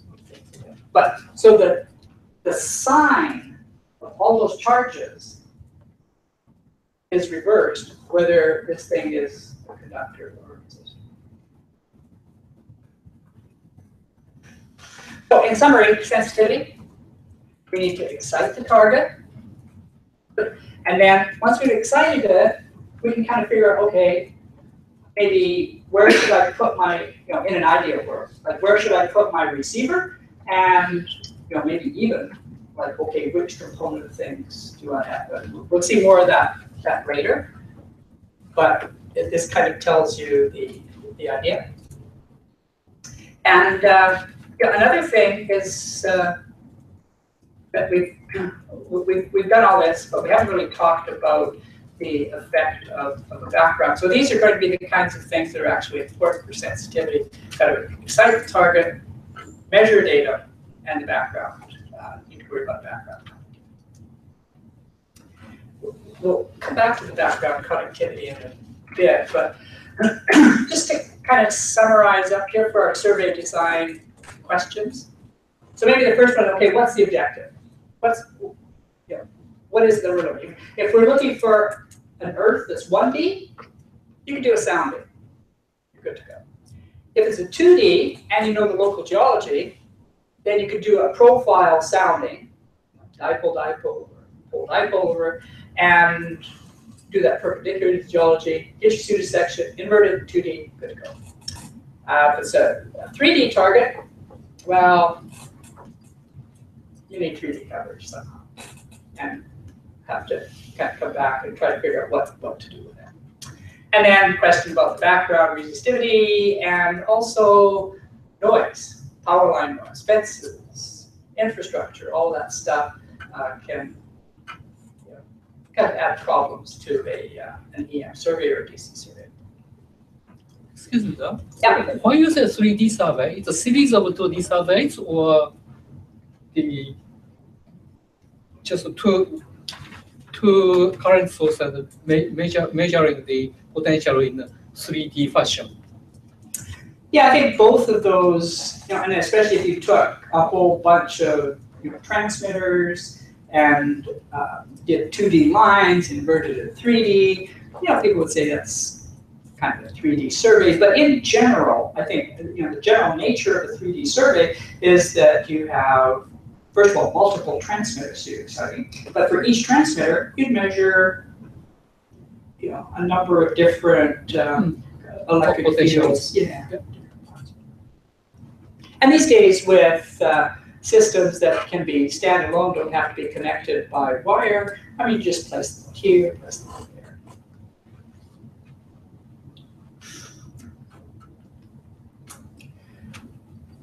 For survey design, I mean, it would be nice if I could just say, oh, you got this problem, this is the survey you want. Life doesn't work that way. Things are complicated, and really the only way that I know and that is generally done, at some level, you just appeal to numerics, right? So that means that you take what you know about your 3D Earth, and maybe you're looking for a target, right? So you have to specify what this target is, and then you just go ahead and do simulations, both with and without the target. So that's basically it. Define your geologic model, assign physical properties, select a particular survey, and then you simulate both without the target and with the target. So in this case here, the dashed line is just the background, and red line is with the target in, and you look at that difference, and then you use that to assess whether or not this is going to be a good data for you. And that assessment, again, kind of falls into two parts. Generally, the absolute value of that should be larger than some number, right? So you've got some background noise that is existing, and this delta V difference here should be larger than that. In general, for most, at least for a lot of experiments, especially in DC, that should also be a good percentage of what that primary field is. In DC resistivity, where we've got very large dynamic ranges of the potentials, especially as we get closer to the current sources, just a slight variation, mislocation of the current electrode can actually give you a pretty significant voltage change. So very often, there's a percent, 5% error that you might assign, so that this voltage should be the relative value compared to the primary should be at least 5% or something. But you can choose. But that's the idea. Absolute value and percentages are the things that you then use as criteria. And it's not easy to pick these numbers up, and nobody's going to tell you.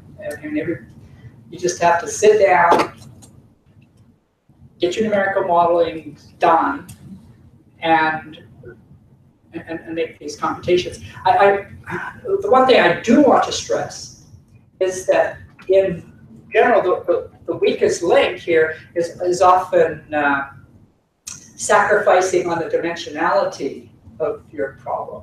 In general, our problems are 3D, and especially if you've got into topography, it's so important maybe for Australia, but things are 3D and they're complicated, and if you just try to kind of do analysis in 2D, the chances of getting artifacts are actually pretty big.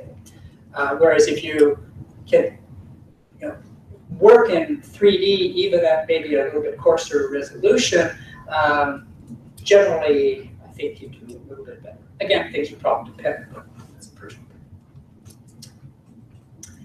thing. So I guess what I'd like to do now, we've kind of gone through a few of these things. We'll do a case history on Mount Isa, and then I want to talk a bit about the effects of background resistivity. So Mount Isa, sometimes it's called the Clooney Prospect. So this was a project that we worked on with MIM many years ago. I'm pleased to say, and this is one of the reasons that I kind of like this, is that it was one of the first 3D inversions that we did of field, DC resistivity, and IP data. So that for us, that was a big step. So we were working on these in the late 1990s, and we're able to carry this up. So so here's our 7 steps. I'm going to kind of go through them. So the area is back up in here. And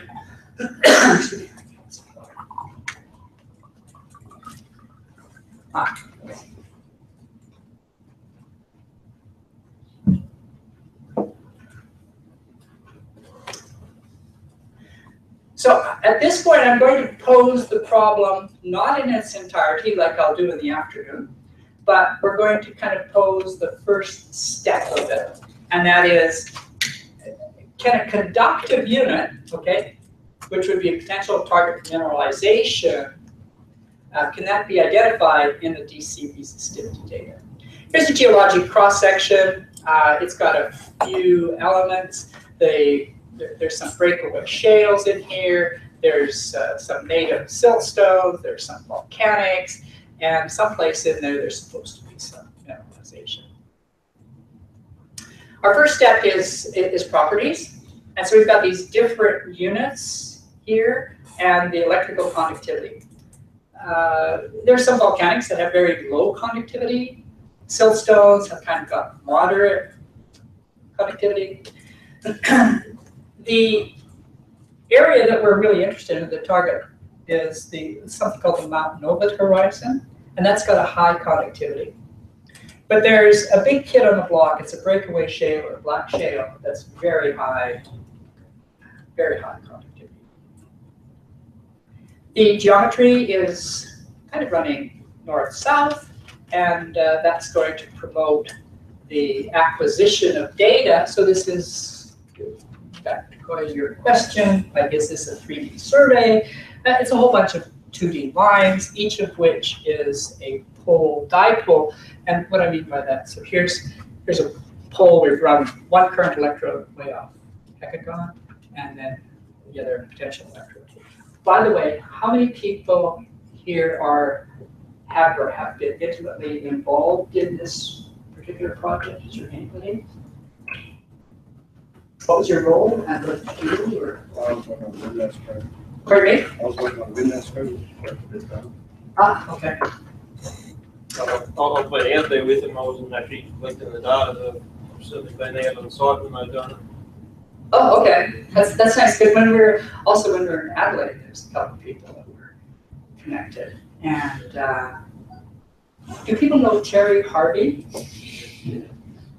Okay, so he's evidently still there working on the project. And we have this case history that's written up, and we've done something, made a story. I'm not going to tell the story, but here's a case where we have put together something in GeoSci. It's a case history. Anybody can read it, and I welcome anybody who's been connected with this, might know something. You could read this case history, and then there's a little box at the bottom of each page that allows you to comment. So you can say, look, you guys got this wrong, or here's a little bit of additional information, or whatever, and then we can feed that back. So this is a way, this I think, especially for this Australian community, is a great way of starting to get that dialogue going. So it was thought that things are pretty much 2D, which they kind of are, and they go collect pole-dipole data, and this is what was obtained. So we've got 10 lines of data, different spacings from south to north, and that's your pseudosection. So red is high apparent conductivity. This is actually this is seriously high. This is like 1.4 Siemens per meter, which is really big, and then dropping down to blue. So there is definitely something that's very conductive. There's something there. Those are data plots, right? Those are 10 data plots, but there's only one conductivity model. So that's really not where we want to. Remember I talked about sensitivity and excitation. So in this side here, let me answer your question. So let's assume it's 2D. Okay, so it's running 2D north-south, and it kind of is. You can see this. Okay, suppose that I flip things and I made this, I put the current electrode here and then made this. So now I got a 2D section, 2D Earth. All I'm doing is flipping that current electrode. What's going to happen in my 2D sections? Change, maybe not. What? If it's 2D geometry, everything's symmetric. Let's say about that. So something. Plot will change and the conductor will flip to the other side. I'm sorry, can't hear. Your plot will change and the conductor will flip to the other side. Okay, so let's see. So we've got a conductor here. Now what we're going to do is put the current on the other side.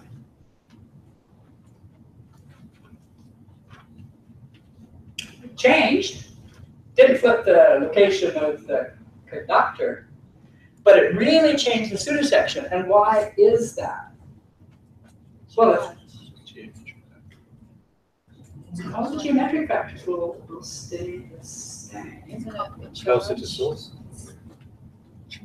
But I didn't know. Because you changed the way the charge is coming in? That's right, yeah. So in one case, I've got a current that is like up here, and I'm measuring the potentials here, and I've got this. Let's suppose I've got a big conductor here. So I'm illuminating this guy very differently than if I had a current in that. So that's an excitation thing, which is why we want to have multiple current. We do not want to have a situation where we just have one current injection possibly.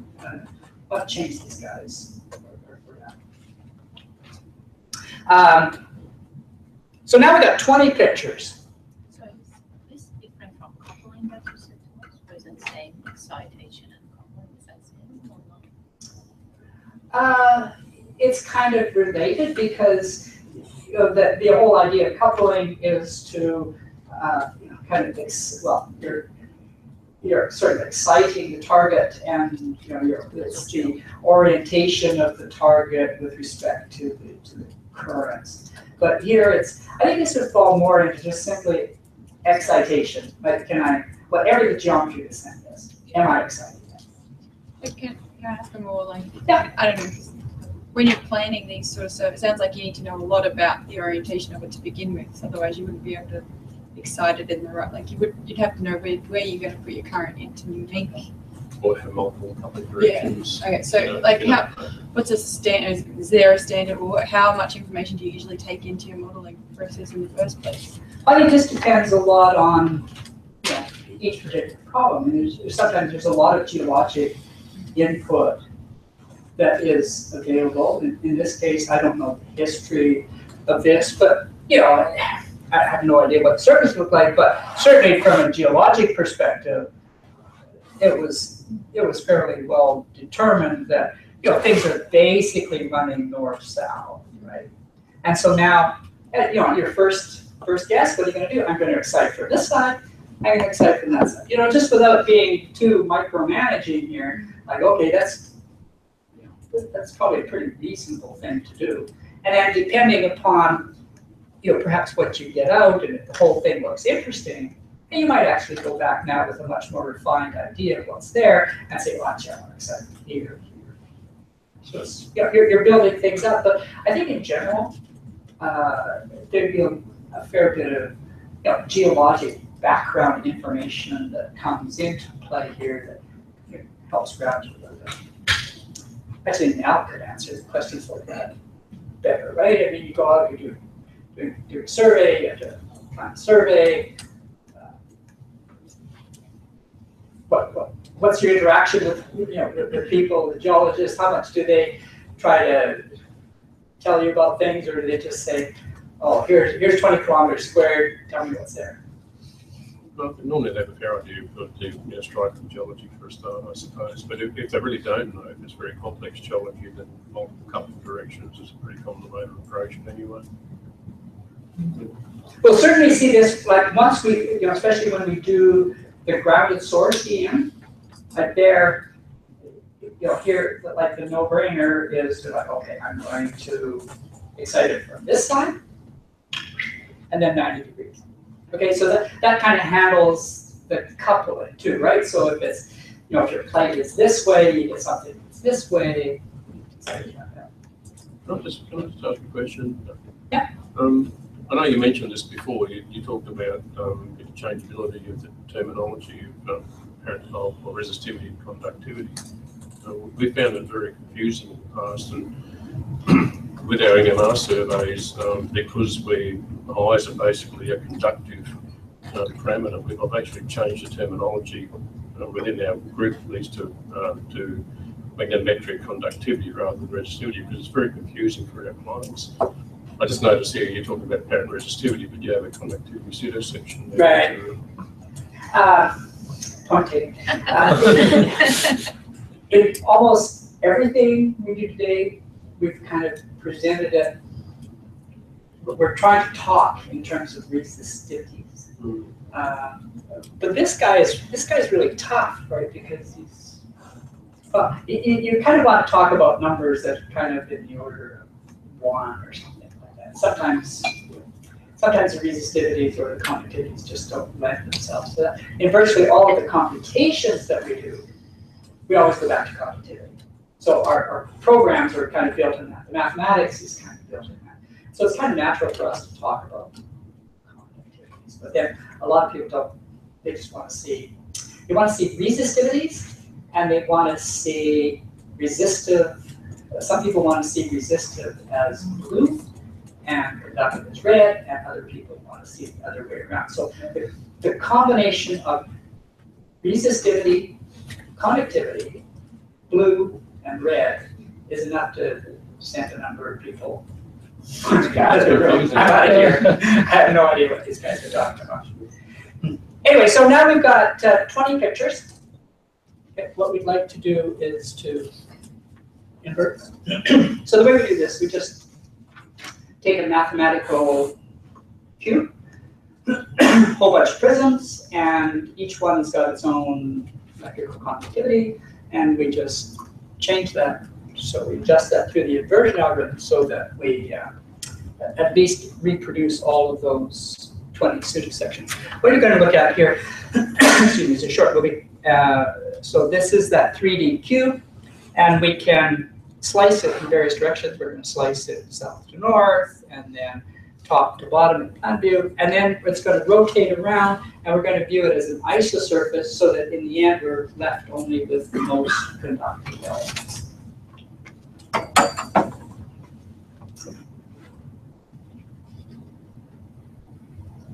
Here, you can see, notice the big guy on the right. The little guy coming in towards the back end.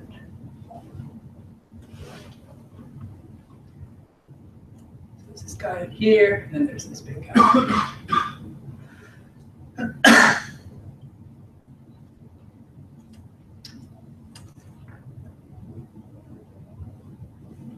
So we're now left with like the most conductive features. So this is, I mean, this is actually, this is really great. You know, honestly, the first time that we saw this, we were just kind of really excited, right? Because we went from 20 plots of pseudosections to one 3D model, and kind of knew there's this just huge continuous unit here, which is a big conductor. That's what it looks like in okay, so that's our processing, and our interpretation and synthesis is really that this guy here is that black shale unit, or sometimes called a Brisbane shale. So he's a very, very big, a big conductor. And there's another unit up here. So we saw kind of briefly in here. It's very distinct from this black shale, and it's sitting up here. And remember, I said we're actually looking for a moderate class conductor. The biggest kid on the block is this black shale. Interesting geologically, but not from a minerals perspective. This guy here looks like he's a bit of perspective. Kind of got that right sense. Comparison of geological cross sections actually, at this particular end looks pretty good. And I think the bottom line here is that, okay, we've done a good job on the resistivity, maybe some hint about where the mineralized horizon would be, but this is not diagnostic. In fact, what's going to happen, and we'll close out the day with this same example, that this Mount Nova horizon that we're interested in is really not only conductive, but is also chargeable. So we'll, at the end, we're going to come back and look at the fact that electrical resistivity can be frequency dependent, it's dispersive, and we'll use those parameters to try to find a chargeable body, and that will then close out that, in this case. So we kind of, actually, we're in pretty good shape, right? Ready for coffee. We've kind of done a lot of these basics. One thing we haven't talked about is the effect of the background connectivity. So I'm just going to pose a few things here. So we did this guy. So we've got a conductive sphere in here, and we've got current goes through. Kind of see that, right? Good to go. We've excited this body. Suppose that there's a little layer in here. We're going to make that layer both conductive and we're going to make it resistive. And look at the two effects. Let's first of all make it resistive. Okay, so I'm going to put in a little resistive layer in here. And my question is, what do you think is going to happen? More resistive than the... Yeah, so we're going to have a 500 ohm meter, and we're going to make something more resistant. Put a layer. More than 500. Yeah, and we'll make it good. What's going to happen? Force the current down to the low. Currents flow low. And charges. Okay, there we go. Currents flow low, charges. Who else? Back table. Richard.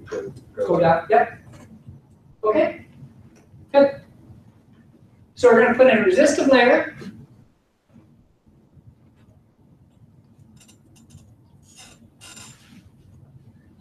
Whoa. Put a resistive layer in here. Where'd the currents go? The currents are all up in here. They're all up in here. You should have said us about the thickness too, sorry. Doesn't matter. I said thin resistive layer. I thought there's all resistive at Well, it doesn't matter. I mean, you're hedging your bets. You can't do that. Here's a layer. It's resistive layer, right? Okay. I think it could actually be a sheet of polyethylene, for instance, right? The same thing is going to happen, right? So we're talking DC resistivity. If I hit something that's very resistive, I simply can't pass current through it, right? I mean, that's the whole point. So I try to put a current through a very resistive block, it ain't going to happen. So I put this guy up here, and all the currents up here. Now it kind of looks a little bit maybe from here, like maybe there's some currents in there, but there's not. Look at the apparent resistivity. The apparent resistivity here is 430. Okay, so it looks like there's some manifestation. The apparent resistivity here is 1600. So what I'm doing is seeing the effects of this guy. And to show you that there's really no effect here, I'm going to do the same experiment just with this resistive layer. I'm taking out the sphere, and I get 1650. So the only thing I'm seeing is that resistive layer. It's blanking out. There's a great conductor, huge mineral deposit under there. You just ain't going to see it with DC. Okay? That's very important. Okay, what about conductivity? Same thickness? Sure. Okay. becoming my straight man. You're good. Okay. So Thinking it's complicated. that's good. Okay. So it's conductive layer. Now what's going to happen? It's gonna go through. Go through down. It goes through, yeah. I guess. Sorry? Will it over accentuate more body? Over accentuate your body? Yeah. It doesn't matter that conductivity, like. What? Seriously? It's just going to be short circuits all that flow through. But therefore no signal. Doesn't matter that our energy disappears through a conductive plate or not. Will it change any of the bits that can flow the current or in DC resistivity?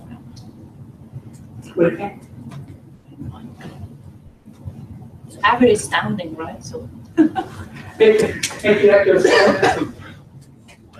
Okay, what is there any? We've had a couple of. Some people said short circuit. Some people said goes through. Goes through. Short circuit. Pardon me? That's what happens. Remember, currents get sucked into a conductor. It's the easiest path through. So the best way to do it is go in, go along here, and then back up. Doesn't see, yeah, short circuit. So it doesn't see this guy at all.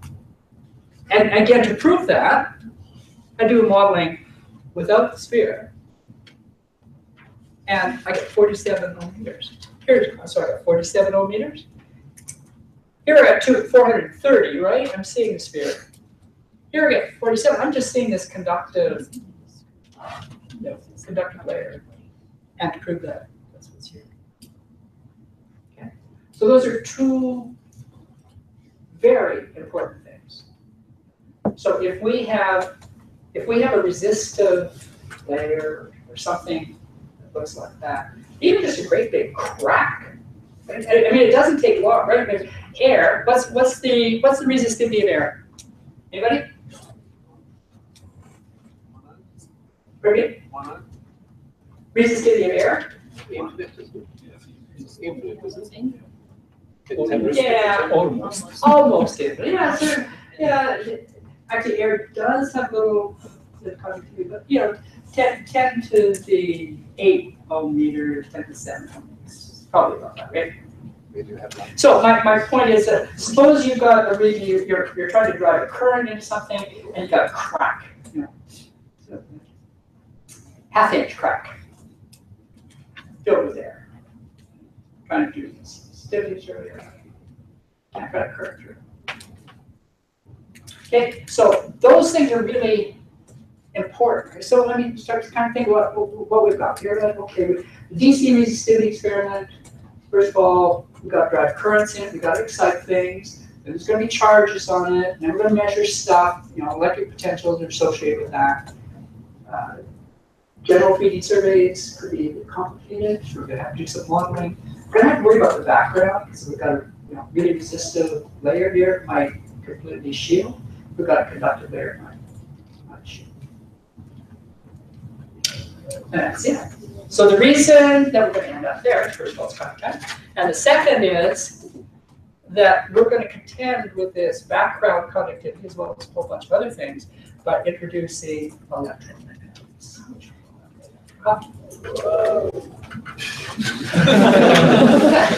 They're even more excited about me finishing I just got to count for people that are saying for dinner time.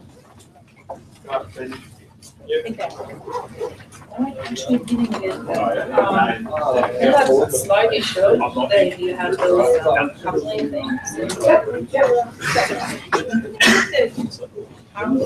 So if you have a full coupling like this, you want to cancel out.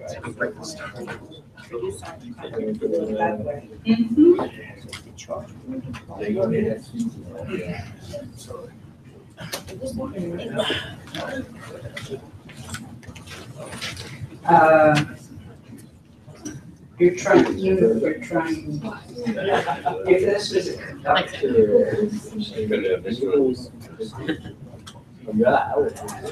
This is Richard.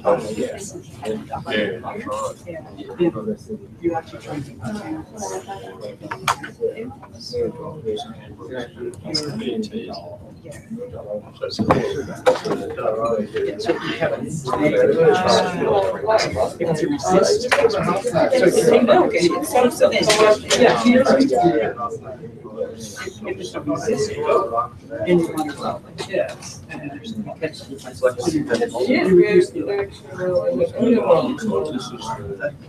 And that doesn't really make sense. Here, is this background? No? Yeah, I could just. Is there a problem? So if you got a measure something. Yeah, well, it's that data, do you? Can you talk more about forward modeling on I'm assuming like it's 50% GeoSci. I will a little bit, but not really good details, but, yeah, I'm going to talk about that. Do you use a lot of your facilities, right? Based on, Oh, I see. And we try to Yeah, that does not make sense. look at the That's depth of almost like a translation on the chart. investigation.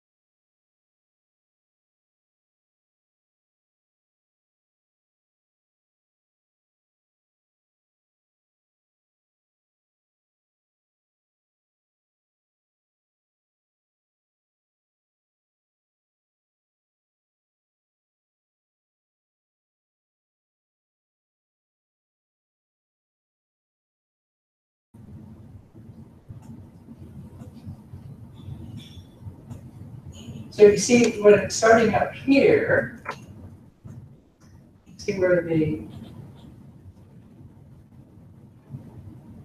so now the charges are just sitting right at the top of the sphere. And then, so you see how the relationship between the excitation geometry is and the charges. So they just swing through. Okay, so that's good. Let's put this guy back here.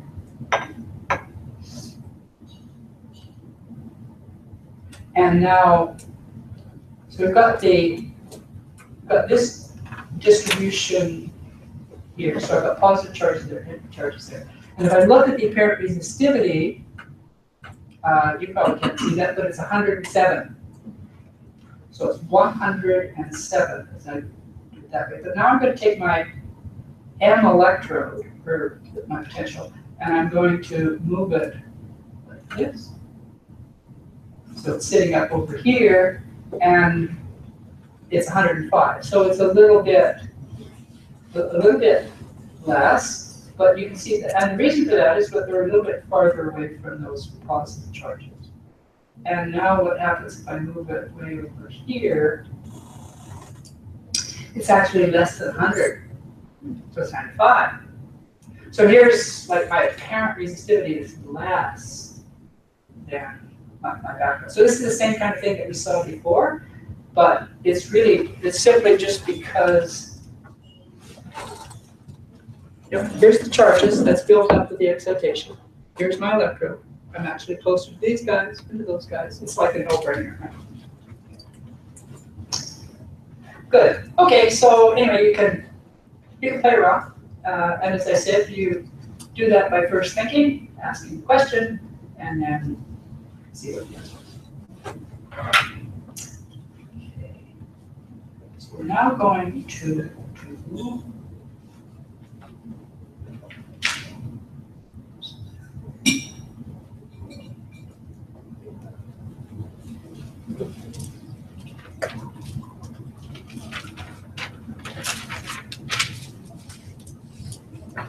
so we're going to do fundamentals.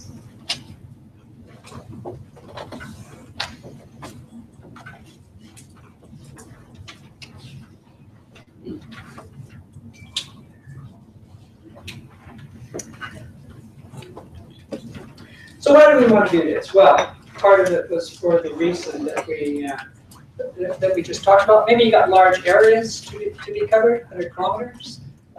Maybe we've got that resistive shielding. Maybe we've got currents that are hard to inject, rugged terrain, whatever. So what we're going to do is we're going to actually step through this kind of gently, breaking things up and understanding each little bit is actually much easier than looking at the whole thing. But here's our basic experiment. We've got a transmitter. It could be on the ground, it could be towed. So in this case, it's here. And that produces a primary magnetic field. And if that field changes, this time-varying magnetic field generates currents inside a conductive body. And those currents give rise to secondary magnetic fields that are recorded at the receiver. So that's basically it. Probably everybody has seen that maybe a million or more times.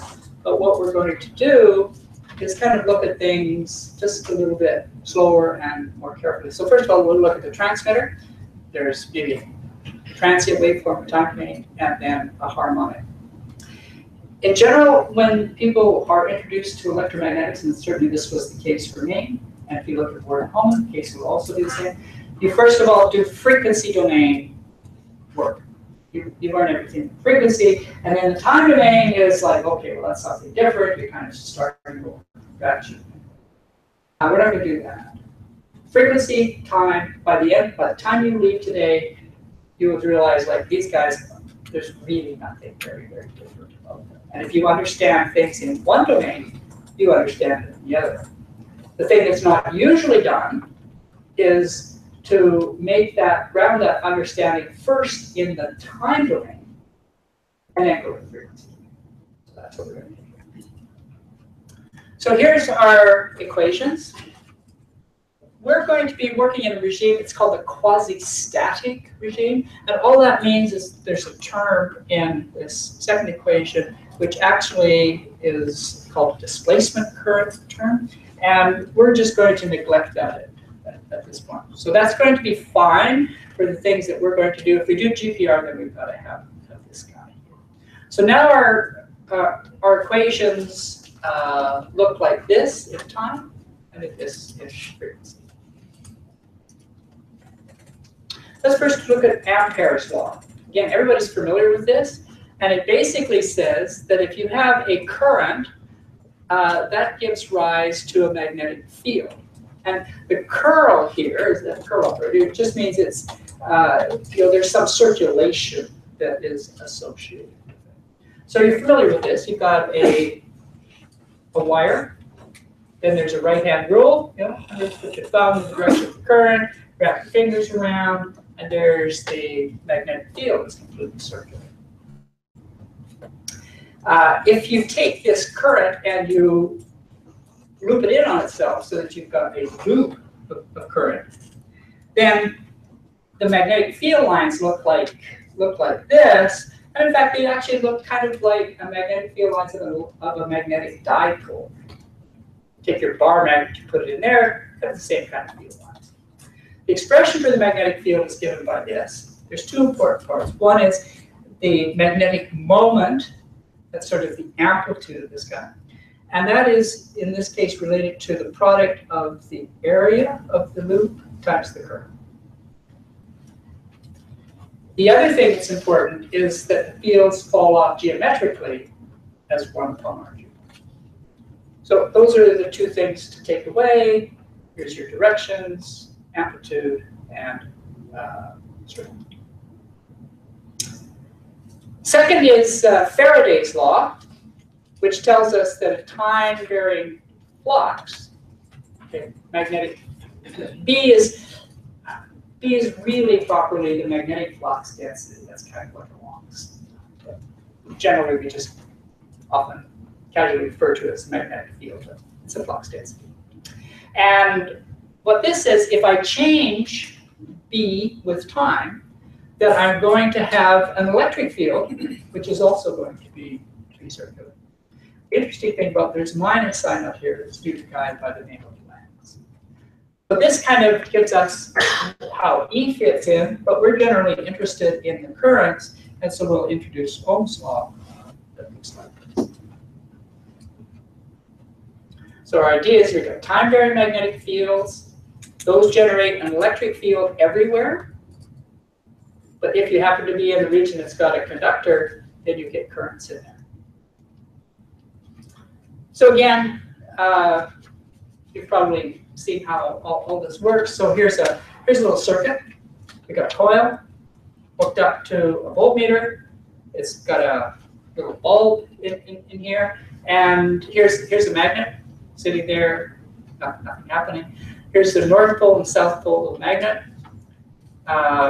Generally, we think about magnetic fields leaving the north pole going into the south. And if we looked at this thing in a steady state situation, this would be the sort of the orientation of the field lines through that coil.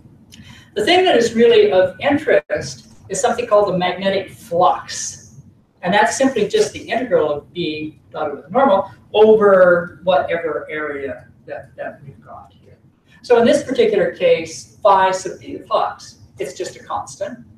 So that means it's not varying in time. So that means that any voltage that's in the circuit, and here's a characteristic circuit with a resistance and inductance, any voltage in that circle is going to be 0. So there's nothing happening. However, if I move the magnet, bring it in closer, then my flux is going to increase, and that is actually going to give me a voltage in the circuit, and I'm going to have, in this case, a negative voltage, but I'm going to, so I'm going to get currents flowing one way, and that's going to light up the light bulb. If I take this and pull it back, Now again, I've got a time varying flux through here. My voltage, my EMF is positive. I light up the bulb and get this situation. Okay, so that's basically it. You saw that in a long time ago. Nothing has changed. We have an app for that. In fact, we've got a couple apps. One is for a harmonic current, like this, and the other is for a transient current. And what those apps do, they emulate the transmitter with this red loop, and there's a subscript P, which stands for primary. So that generates a primary magnetic field, and that impinges upon another conductor here, a coil, which is characterized by a certain resistance and inductance. So let's just think about what's happening in the time domain case. So we've got a current in the primary that is on and then gets turned off. So that's this current right here. And then we have the magnetic flux through here is also going to be constant till the turn off time, and then it turns off. The moment that we turn it off, there's this large change of flux. So there's going to be a voltage that's set up on this coil, and that's going to drive a current. So we're going to get an instantaneous voltage drives a current. That's going to be called the secondary current. And the secondary current has got some amplitude, and then it's going to decay as e to the minus t upon tau. And this tau, which is called a characteristic decay time constant, is equal to the ratio of the inductance of that coil divided by the resistance. So the secondary currents, and this is the important part, initially start off as something value, and then they just decay away with time according to some time constant.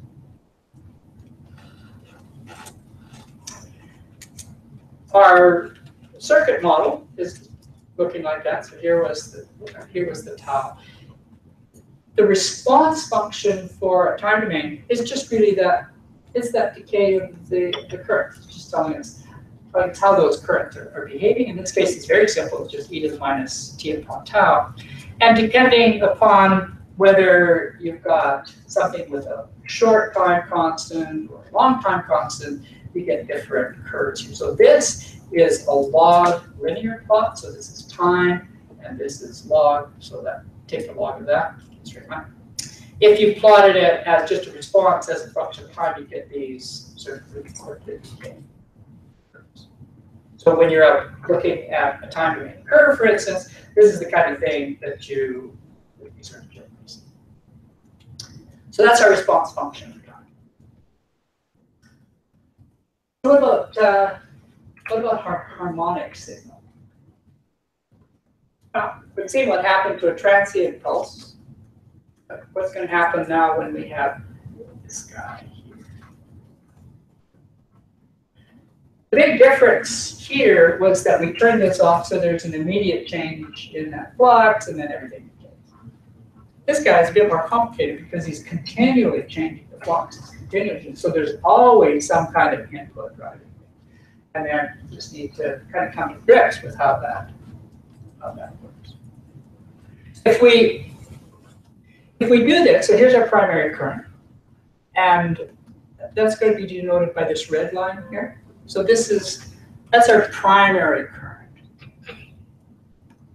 The secondary current, he's got no choice, right? He has to somehow oscillate at the same frequency because everything is just going at one frequency. So he doesn't have a choice. So the secondary current in green has to have that same period.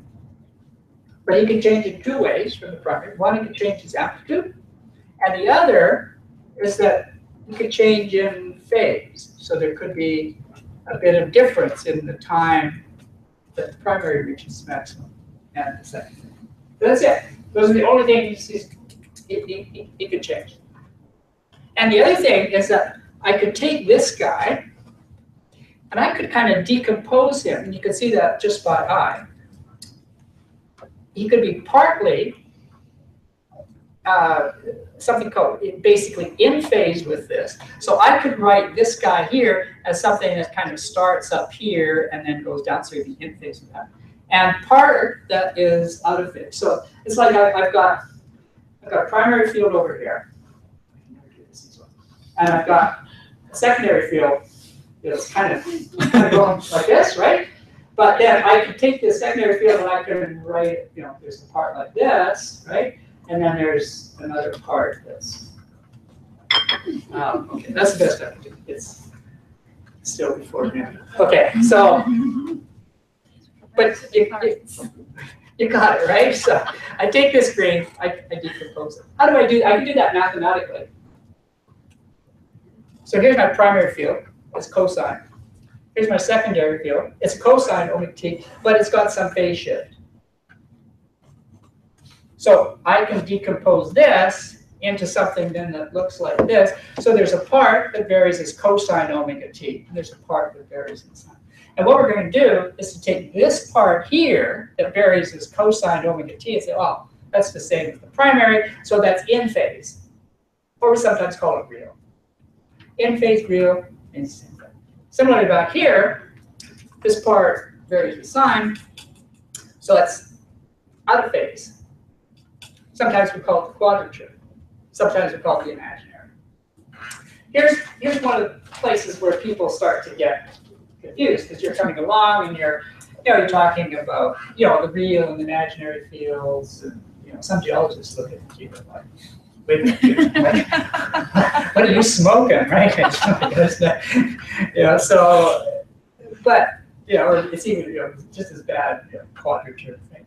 So, but you just kind of got to get over out of phase, quadrature, imaginary, all mean the same thing, in phase. So then the thing is, okay, what about this phase lag? Well, there's an expression for this. It's pi by 2 that comes from the minus sign.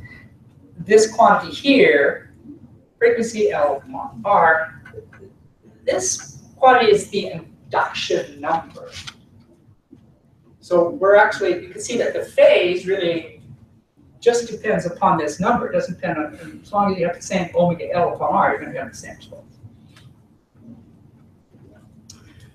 So now we can start to kind of figure out how this response function is working. And for the frequency domain, we can plot along here this thing called the induction number. And up here we have the response. And you can see you have this kind of interesting characteristic signature. The dashed line is the quadrature part, or the out of phase part. The real is the in phase. So when the induction number is really small, okay, then most of the stuff is in the quadrature. When the induction number is really large, most of the stuff is in real. So that's a couple of things that's really important to remember. In this picture, you will see again and again and again. So it's a good picture to really be familiar with and have an understanding of what it is. But basically, the response of any circuit is going to depend upon what induction number you're doing. So, I mean, that's basically it. So, whether you have a step off or harmonic, you still have the same basic principles. There's always a secondary current. For time domain, it's just a decay. For frequency domain, it's going to be sinusoid, but part of it will be in phase.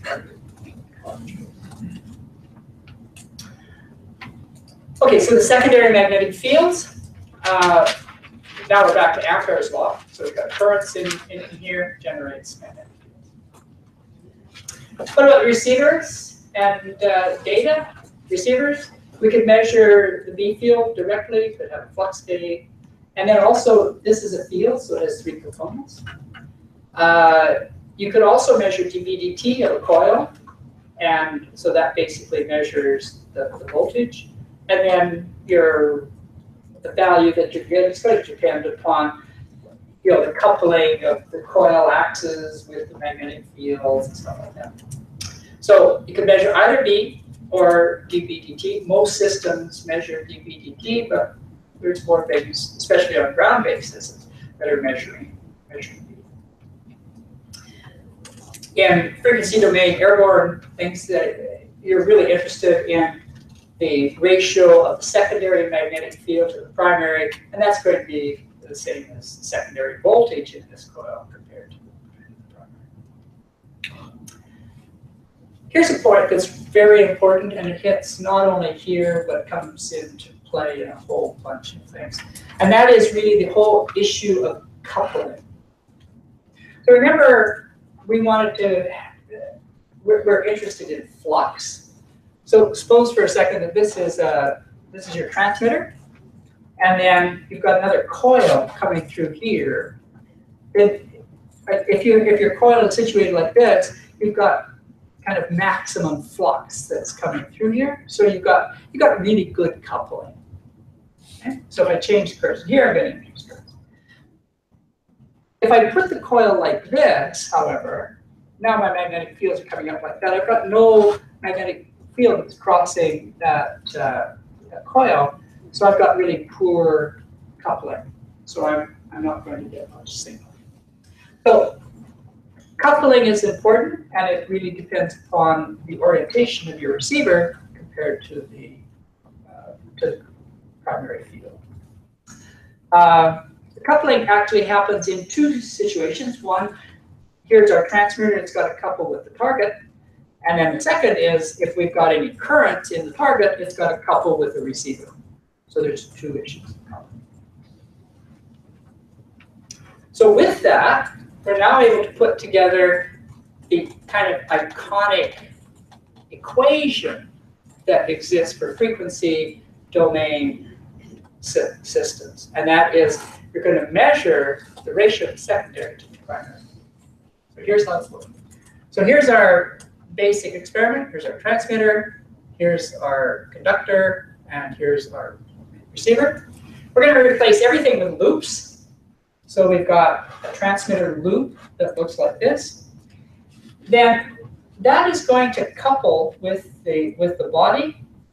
And that coupling just depends upon the geometry of things. So there's actually a form for that, so you can evaluate it. And we're going to list that coupling as M1, 2, because this is body 1, that's body 2. We've got currents on here. So those fields are going to couple with this guy. So again, that's geometry, and this is M2, 3. So if we thought about sort of tracing the fields through the body back up to the receiver, into the secondary field, you can see like, oh, there's an M1, 2 and an M2, 3. So that's that top part.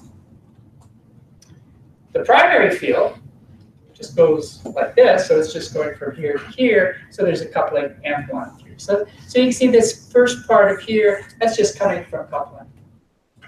The secondary part, this guy up here, we've already done that, right? That's just all of the stuff that's going on in here, deciding, okay, how much of the current is going to be in phase, how much is going to be out of phase, da, da, da, da. So that's this guy here. And that's it. So now you're able to look at this expression, and you see, oh, the first part, oh, that's just geometry and coupling, and then here, that's my response function, and now I kind of understand what's going on. So how does all that work if we put it together? So let's take a geometry, let's say a loop system, and fix it on some kind of, well, how many people done like an EM31? So EM31, or sometimes they're basically called sling ram systems. EM31 is something that's just mounted on a pole that's horizontal. You carry it over. Used a lot for environmental problems. So it's got a transmitter on one side, receiver on the other. And now you simply are going to, kind of go over this, right, and pick something up. So if there's a conductor in the ground, at this particular point, here's my transmitter. It makes currents in here. Those currents are actually going to flow in a particular direction. They're going to get magnetic fields, and I'm going to see something up here. And at this particular orientation, the primary field and secondary field are actually in the same direction. So it's going to give me something that's positive. As we come over here, the coupling changes. Hertz, Hertz change, and I get some kind of characteristic that looks like this, and then back over here. So I get a shape that looks that looks like this. So first of all, I got two. If I look here, I've got a couple of zero crossings. I've got one here, one here. Why do those zero crossings exist? What's going on? No coupling groups. So we got a null coupling, yeah. And want to elaborate? How about the first zero crossing?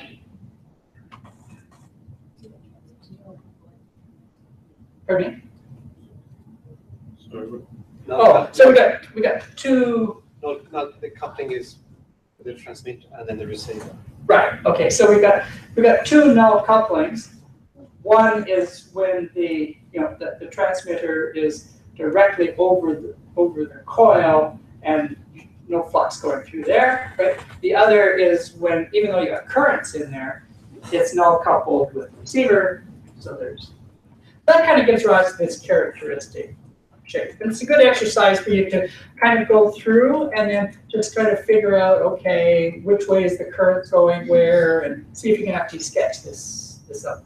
That actually is a really good exercise.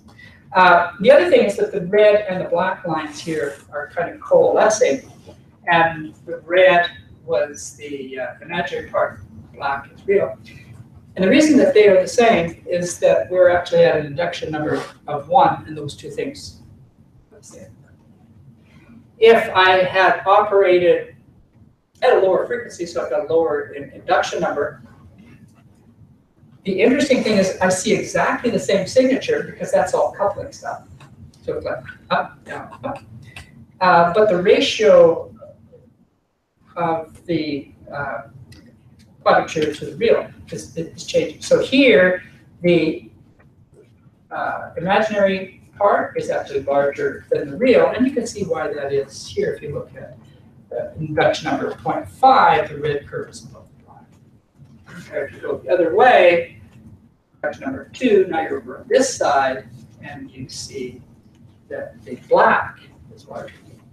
So these are, again, things, they're going to come up later on as we do case histories. They seem kind of simple at this point, but a little bit later on, you're going to realize, okay, so the in phase is actually larger than the quadrature. I must be kind of in this region up here. By the way, these two things, this is often called the inductive limit, and this is called the resistive limit back in here. So then you'll hear those names too back around. And yeah, if you have a time domain system with the same geometry, notice how the geometry, the character of the curve is still the same, because that was all coupling, right?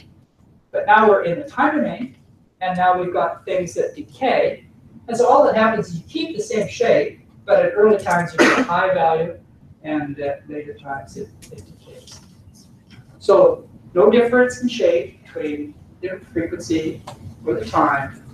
It's just that, yeah, details change a little bit on how you present it. Okay, so let's kind of recap what we've learned. We've got some basics of induction, response function, mutual coupling, data for the time or frequency domain systems. So we've talked about this circuit model, and the question is, I mean, it's kind of cool to see if we get some insight, but is it really applicable to a geologic target? So here's an example where we actually do a numerical test. The example here is one in which we've got our coil.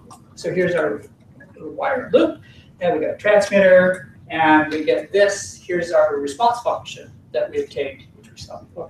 If we now take that same system, but we make a numerical model out of this, where we actually make a sphere, 30 meters, 2 Siemens per meter, 10 to the minus 8 background. So it's basically in free space.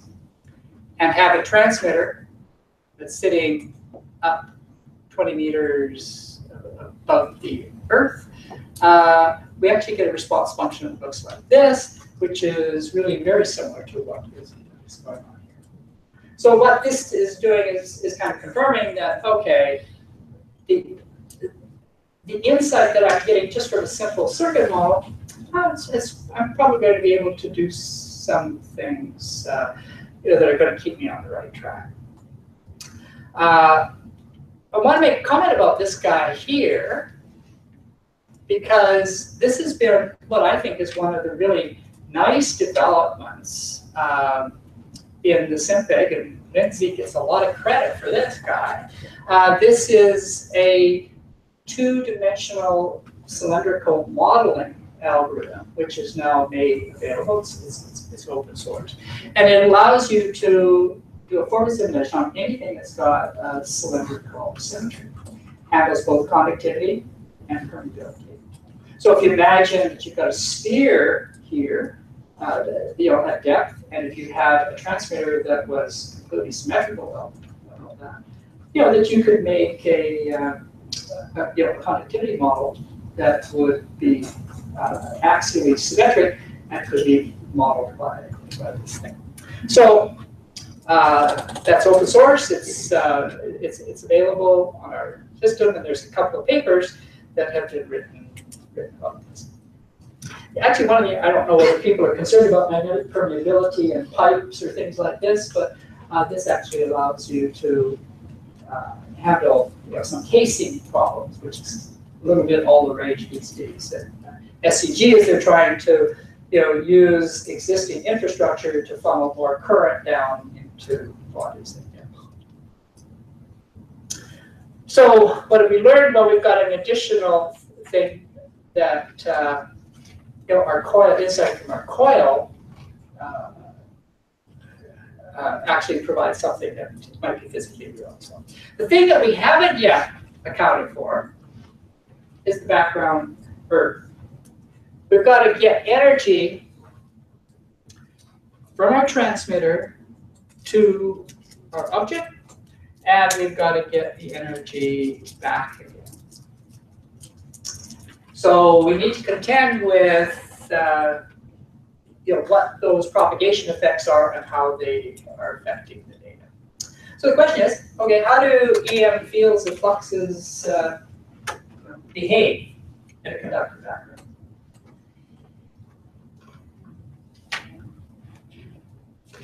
So for this, now we need to go back to to Maxwell's equations. So here they're sitting here. We can combine them, work with them in the frequency domain, and we get this expression here. It's vector Helmholtz equation, second order. And the quantity that really is of interest is this thing here, which is the wave number squared, which has this term here. There's two parts. This part is really that displacement, or is connected with the displacement current. And generally, for what we do, this is much less than this. And that brings us then to what are called the quasi-static condition. So whenever this happens, omega epsilon sigma is much less than 1. Then we get a bit of a simplification. And then we can write this wave number in this form here, where it's a complex quantity with the argument being this guy here. So that's the wave number, and what that means is that H has got some initial value, and that it decays with depth and propagates. So to set the scene a little bit better, imagine, so we're going to make what we call a plane wave. That means that there's a surface on which nothing is changing. So one way we could do that is, let's suppose we had a big current sheet up here. Then we'd have a magnetic field that is in that horizontal direction and doesn't change with respect to x or y. The electric field would be perpendicular to that. The direction of the propagation is down like this. So as this plane wave propagates down, there's two things that happen to it. First of all, it propagates this, but secondly, it also decays. So we've got this term here, and this is really an attenuation term. And the particular point that's very much of interest, so as we go into the ground, this decays, there will be a point at which that field is decayed to 1 upon E of its value. That's called the skin depth. So in frequency domain, skin depth is a really important quantity, and it's given by this equation. So the higher the frequency, the shallower the skin depth. The higher the conductivity, the shallower the skin depth. In time domain, we kind of have the same type of thing. So here's our equations. And what we're doing here is we're imagine that we're at a particular point inside the Earth. Okay? And so I'm sitting here. Now it's the surface. He puts off a pulse. Okay? Initially, I don't feel anything. And then gradually things build up. They'll reach a maximum, and then they'll come down. So that's what's happening here. As a function of time, when I'm sitting here, that's what the field's going to feel like or look like. And the time at which that becomes a maximum is given by this. The other way of thinking about it is that after that pulse has been launched, I take a snapshot. And now I'm looking at what that magnetic field is like throughout the whole Earth as a function of depth. So this is now depth. And there will be some particular depth at which there's a maximum peak. And that is usually called the diffusion distance. And it's given by this equation here. So in time domain, we talk about diffusion distance. And that distance is increased if t increases. It is decreased if the conductivity increases. So the higher the conductivity, the less this will diffuse in if you're snapping it at a particular time. So we got some plane wave apps, both in the transient and in harmonic. And you can play, you can look at an E field, H field, look at the wave number, real and imaginary parts, amplitude phase, and yeah, just get a sense of how things work as they propagate down. Okay, let's come back to this background resistivity. Okay, so now we got the effects of got a transmitter here, here's our target, and here's our receiver. And what we're going to do, well, here's our first shot. We're going to, first of all, work in the time domain. So we've got a transmitter here. It's going to be a circular loop. It's going to be right above the target. And then we're going to turn it off. And yeah, so this is maybe a bit better. So it's 2 Siemens per meter. This background is 10 to the minus 8 Siemens per meter. And we want to see what happens. The moment that we turn this off, there's time varying flux on here. So there's electric fields that are being generated, so we're going to get currents. And here's an image of those currents at 10 to the minus 5 seconds. Okay, so first of all, why are the currents confined to the outside?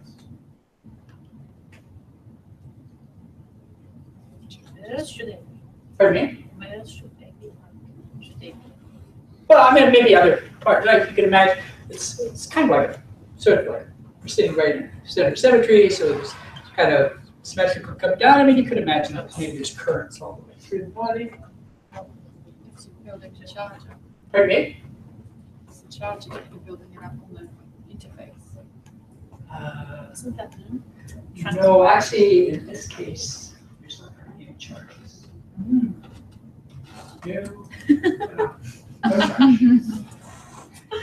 Okay, why are they?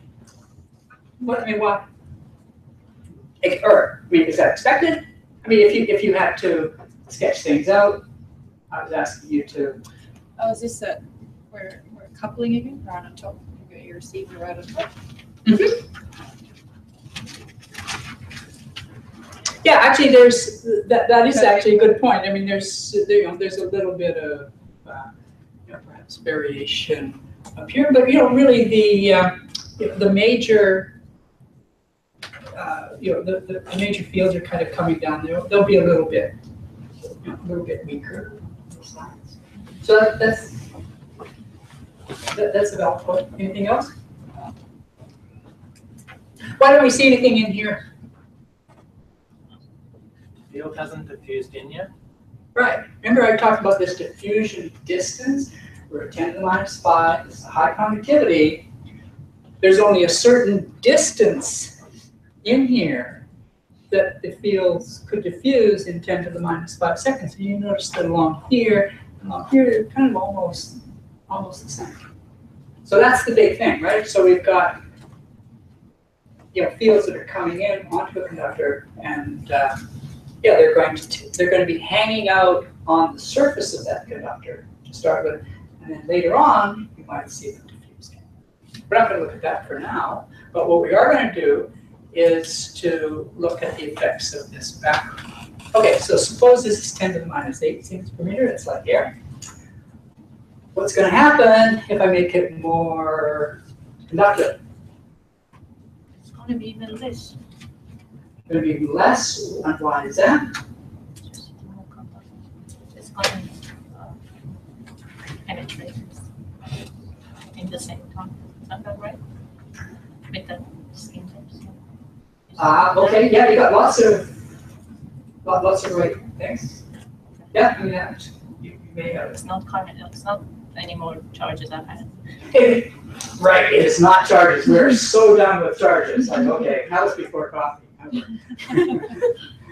We're totally currents here. Okay, anyway, what's going to happen if I make this more conductive? Right. Good. And I think that's what, because you mentioned skin depth. Yeah. Right, so we're putting energy in, right? And if this is conductive, we might start to see something, right? So what happens? I'm going to make it pretty conductive. 10 to the minus 2. Yeah. Not very much. That's still because if you evaluate the skin depth of this stuff at this point, or diffusion distance, you'll find that it's still really good. However, if I make it 10 to the minus 1, now look what happens. Right, so this is now really starting to make some sense. We've got a conductive up here, we've got a sphere, and time-varying magnetic fields, they don't care that you're looking for a sphere, they just care about conductors, right? So that means you're going to build up currents in here. So you're getting some currents in this thing here, which you thought of the over, and then you've got less energy to get back down here. So we're starting to shield it. And if I build it up so that this is 1 centimeter per meter, that's it. No sphere. So the only thing I'm seeing is this part here. So this image here should really resonate with all the Australians, right? That's your regolith. That's why it's so tough, right? You've got all these great mineral deposits underneath. Go ahead, you do some kind of survey, and yeah, it's hard to see underneath. But that's what's happening. It just all the currents are kind of being absorbed in that top conductor. So that's your effects of background resistivity working in a time domain system at an early time. Gradually, stuff just gets to the point where it's basically absorbed in that background material. So now let's look at frequency. So remember I told you there's really not much difference between time and frequency.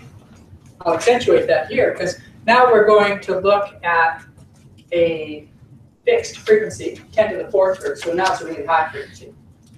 And that resistive background, here's our current density. Here's the 10 to the minus 2. Here is 0.1.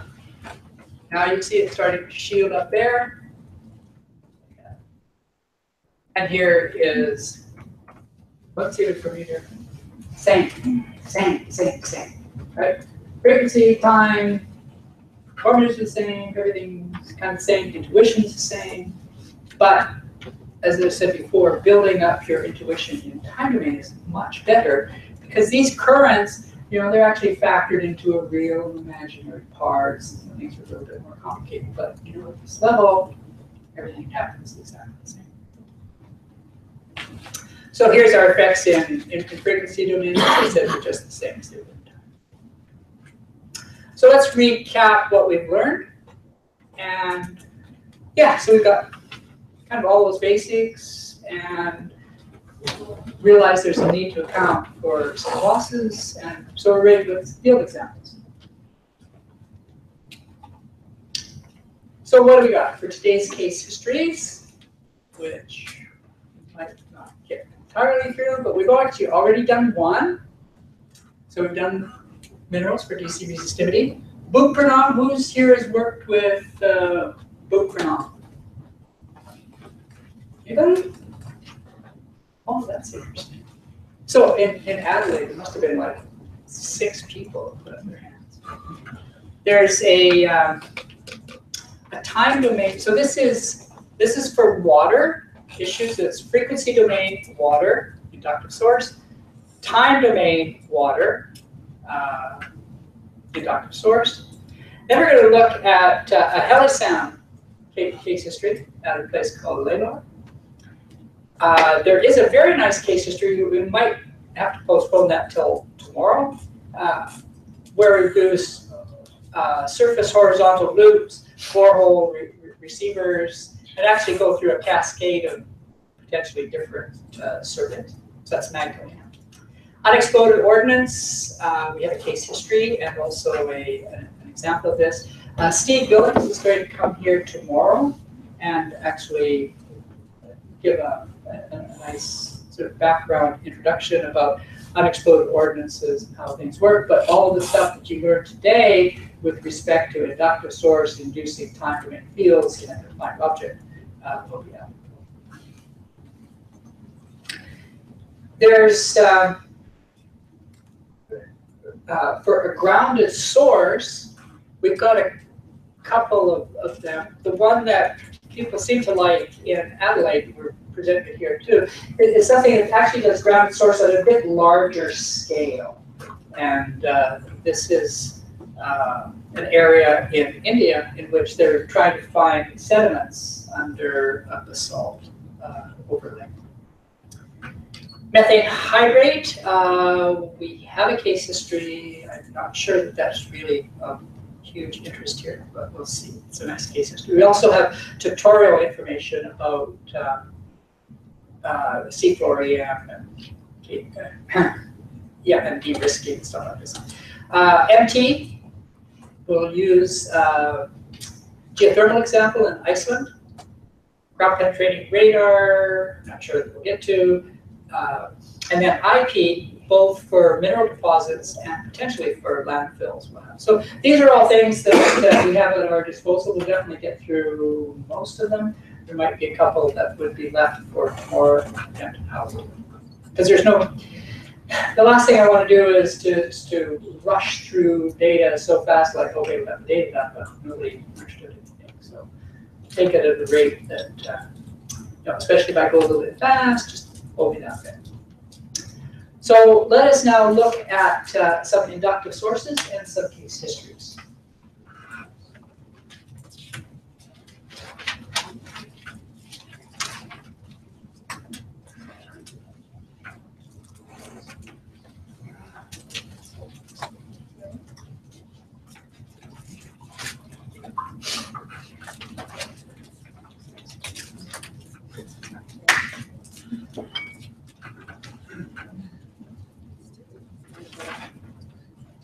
This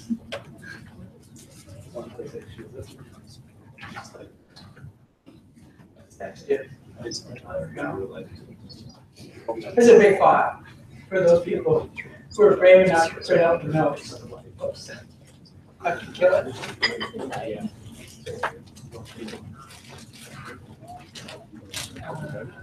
Thank you. Yes.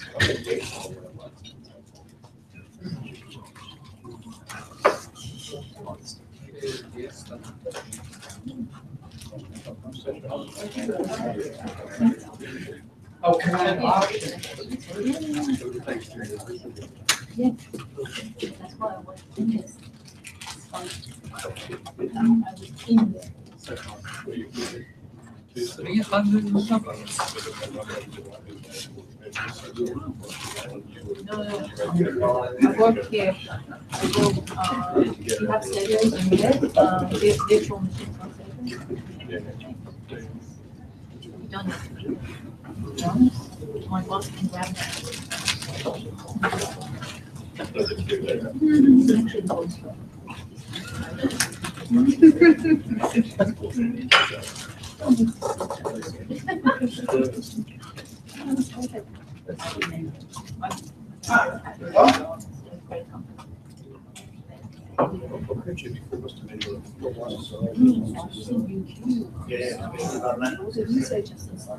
Not much. I'm not making activity notes.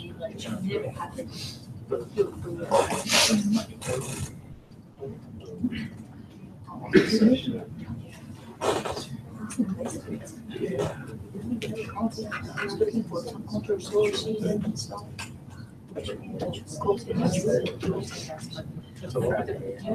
Oh, this Like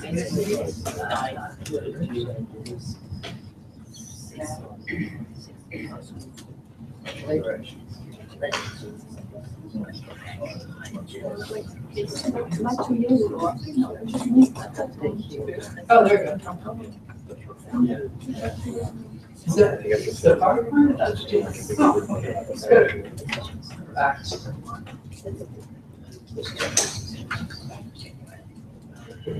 Perfect. I think we've encountered this before. That's because there's 150 slides. No problem. So we got 28 minutes.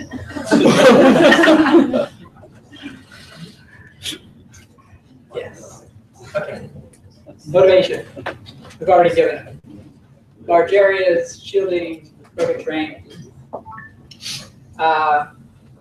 We're going to set up basic experiment, transmitters, receivers. Then we're going to look at time domain. I'm going to do a case history, actually 2 of them. One for groundwater and then one for minerals. That'll probably take us to lunchtime. So does anybody know when lunch is? Is it 12 or 12:30?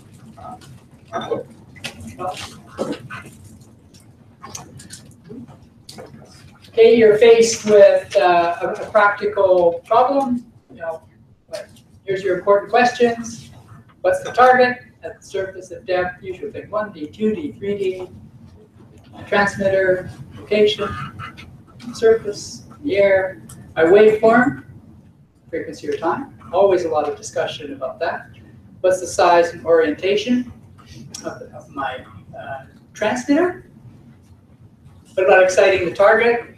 Is conductive? What's the host material? What's the geometry, coupling? Receiver data. What should I measure? What instrument?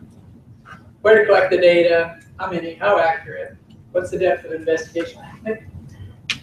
These guys, every time you do a problem, you're faced with this stuff, right? That's why it's not a slam dunk. There's no simple, trivial, black box book that you can look at. You got to take, you know, each of these questions and yeah, address them. But these are all really all questions of survey design. And here's your basic experiment, as we've just discussed about before. And so what we're going to do is we're just going to pick this apart. We're going to first of all look a little bit at the transmitter. We're going to talk a bit about exciting the target and also the receiver. So transmitters. I've got large areas, rugged terrain. You probably want to do an airborne system. So frequency domain, here's a resolve. So we're going to look at that. And then here's a SkyCam system. So those are two, as time domain. If you got deep targets, anyway, I'm going to show you a case history on Lalor. So there was a loop transmitter, and you're actually going to collect data along these lines in the air, as a matter of fact. But anyway, that's all. You've got to get energy into the object. You've got to excite the object. So sometimes you need to have a big transmitter that's as close as possible. The transmitter, again, can't stress enough. The key thing is moment. So it's the current times the area, but you can also do one more thing. You could wrap multiple turns of the wire around and to multiply the moment by that. Your magnetic field looks like this. We've seen that before. The main thing is falls off as one of her energy. So exciting the target. You have to remember that there's this geometric decay, 1 over r cubed, as long as you're far enough away. And then there's also attenuation. So those are the two things. This is your background, and then this is your geometric decay. And from the point of view of recording something, so you've excited the target, you now want to be as close as you possibly can. So ground-based systems, that's about as close as you can get generally. Next up in airborne would be a helicopter, and then the third would be fixed wing aircraft. Irrespective of that, what you're always worried about is coupling. And yeah, so you need to couple well with this, and then you're going to measure secondary fields that come from that. So your receiver in the data, we've talked about this before, it's either B or DP/DT, and they could be on the ground or they could be in this total bird. If you look at the receiver in the time domain, the good news is that the primary current is off, and your response is just that kind of decay. So you're actually just measuring the effects of the secondary fields. And in like an airborne system, your receiver could be actually mounted on the bird here, as it is with this SkyCam. And there's another receiver up here, and or you could have something in the like in the helisam, as we'll talk about, where here's your transmitter, and then you're towing a magnetometer on an aircraft or a helicopter along these lines. So those would be your time domain options. In the frequency domain, the difference here is that your primary field is like it's just always on, right? And so it needs to be compensated for. So you got a couple of options. You can either compute it and subtract it, as you can if you know exactly what's going on. So here's that EM31 transmitter receiver. Everything is really fixed, so you could go ahead and just compute and subtract.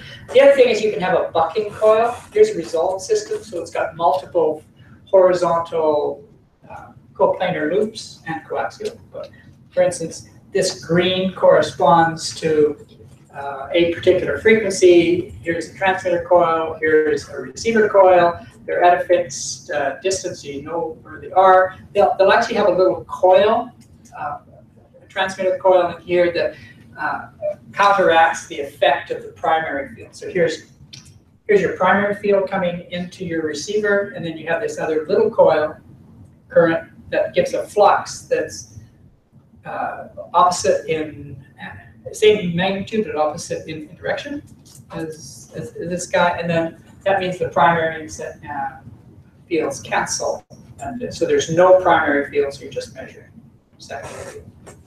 So the main component of this is that you just keep them. You have to know where they are, or keep them in one unit, and yeah, that's good to go. So there's really not much more I can say about these. I mean, now there's just a whole bunch of different instruments, but from the point of view of principles, I think we're going to get enough things just from looking at some of the specifics with respect to different instruments when we do the case histories. So that kind of brings us down to these questions about where to collect data, how many, how accurate, depth of investigation. These things are really involved in what we could characteristically call the footprint of the system. And so I kind of like to look at this aspect of survey design and to see how this footprint business fits in. So let's go. We've got inductive sources in the time domain. So here's our transmitter. And if we had a B field receiver, we'd just be measuring a secondary magnetic field, which just decays. If we're measuring dB/dt, then the moment that we turn this off, now we've got this huge spike that comes in because the primary field has been turned off, and that we've got the secondary fields in the body that are then decaying.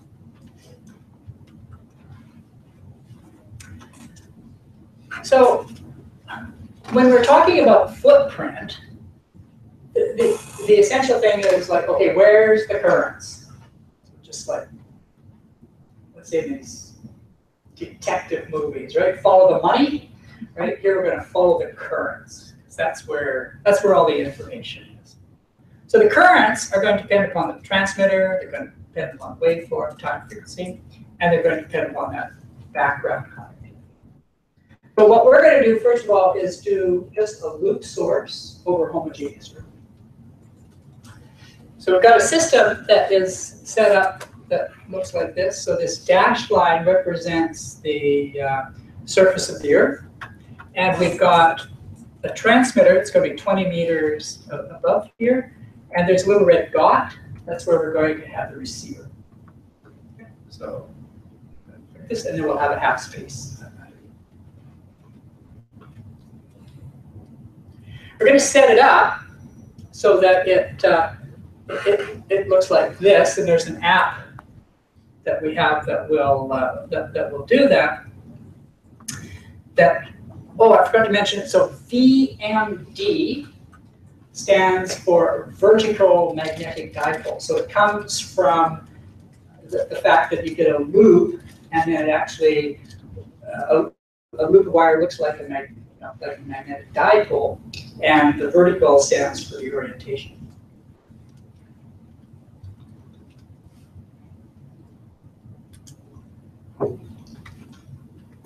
So VMD. So let's look at what's going to happen. So we're going to take the transmitter, we're going to turn it off, and then we're going to get currents that are flowing in here. So at 0.01 milliseconds, the currents are going to be involved. So if we first of all look at the plane, okay, in the Earth. So remember our transmitter it's parallel to the plane, so its currents are going around like this. So when we turn the currents in the transmitter off, there's going to be induced currents in the Earth that are going to have that same direction. So they're going to be circular, and it's sort of going to go around like this. So this is an XY plane with the planar view. And notice that this particular time, at the center, there's less current than there is outside. If we do a cross section, it's something that looks like this.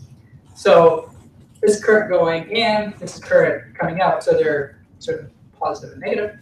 And you can see that the maximum of the currents are kind of in that direction here. So in cross section, things are going to look like this. Plan views are always going to look mostly in cross sections. These currents that we see here all give rise to their own individual magnetic field. So they're just like little loop filament currents that are going around. Each one of them has its own little magnetic dipole field. So we can imagine that this system here. So where is the maximum magnetic field going to be at this particular time at 0.01 milliseconds.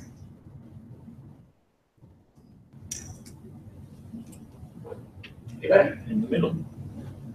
Right in the middle, right. So it's not going to be at the receiver. It's going to be right sitting up here somewhere. And in fact, there it is. So this is what now the magnetic fields look like. And you can imagine how that would occur by having, currents that are kind of looping in like this, and then each of them giving us magnetic field. So that's where your magnetic field is. Right? So this would be nice to be measuring down here. You're actually sitting up here. You see something.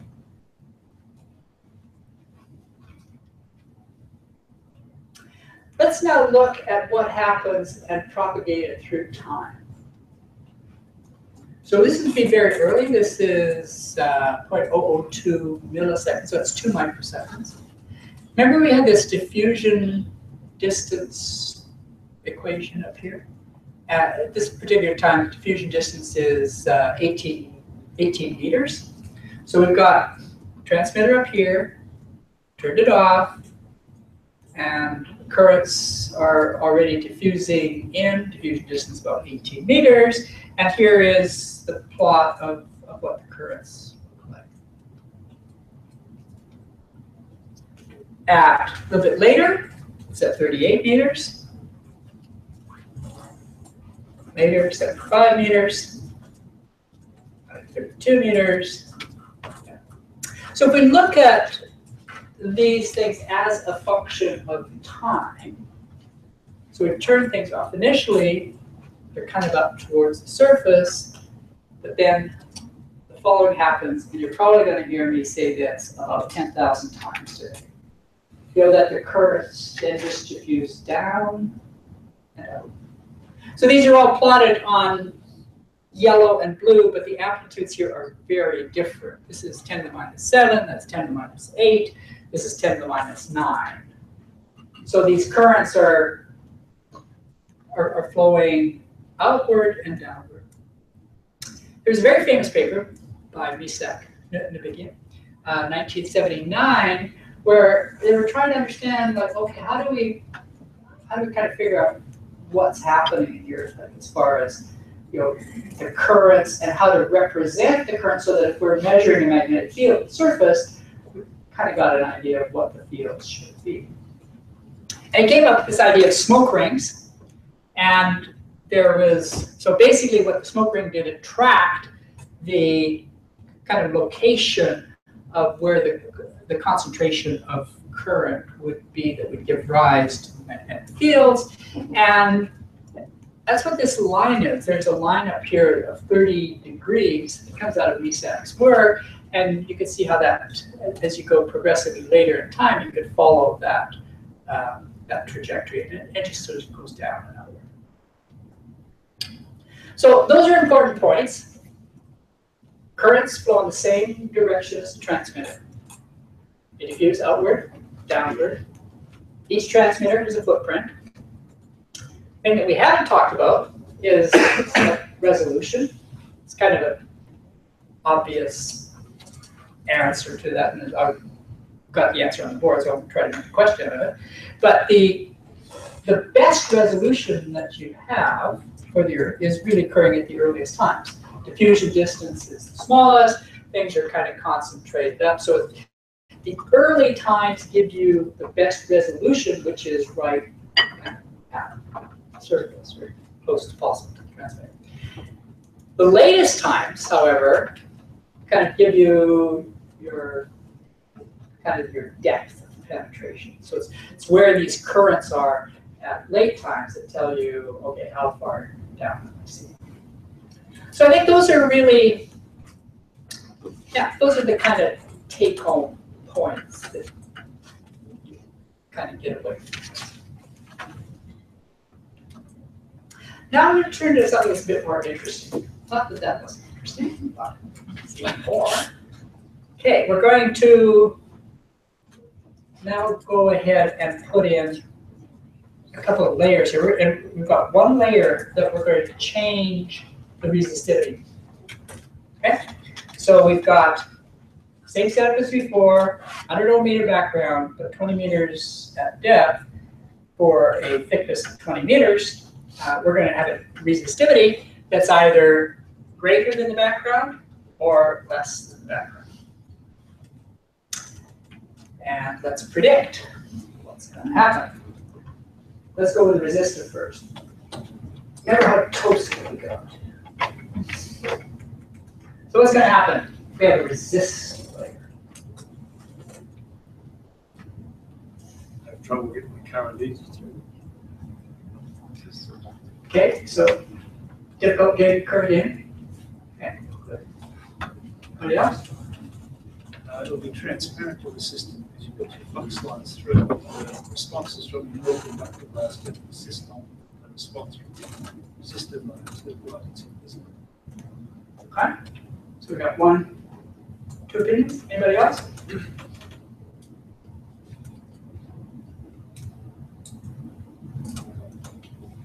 Doesn't depend on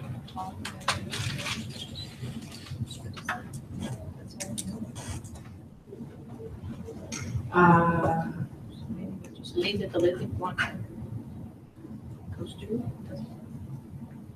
Okay. So just leave it, like, sorry, try to leave it again. I just said if it's resistive, so maybe if you leave.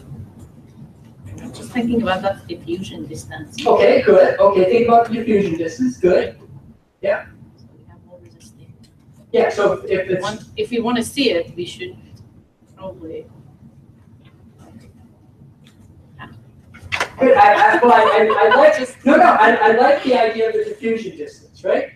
Because remember, the diffusion distance depended to resistivity on resistivity, right? So the bigger the resistivity, should go through better, right? Should go through faster, exactly. So now we kind of come down to this point where, like, okay, maybe I've got some fields coming through, and now it's like kind of like high velocity though, right? It just goes blasting through, and then it hits slowing down. Yeah. Okay, so let's see. So here's our just generic cap space. And here's our resistor. How cool is that, right? So we had before. And now, what we have here. So we put a resistor in.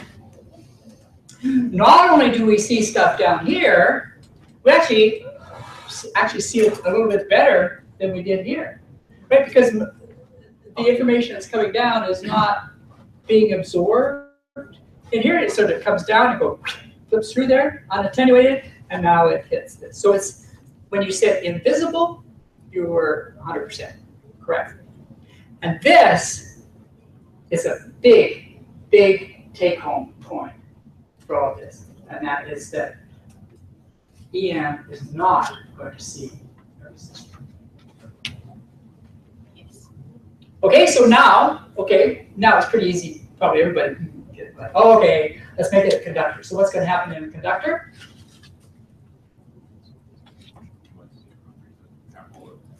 I'm sorry, can you hear what? All the current will hold up the conductor.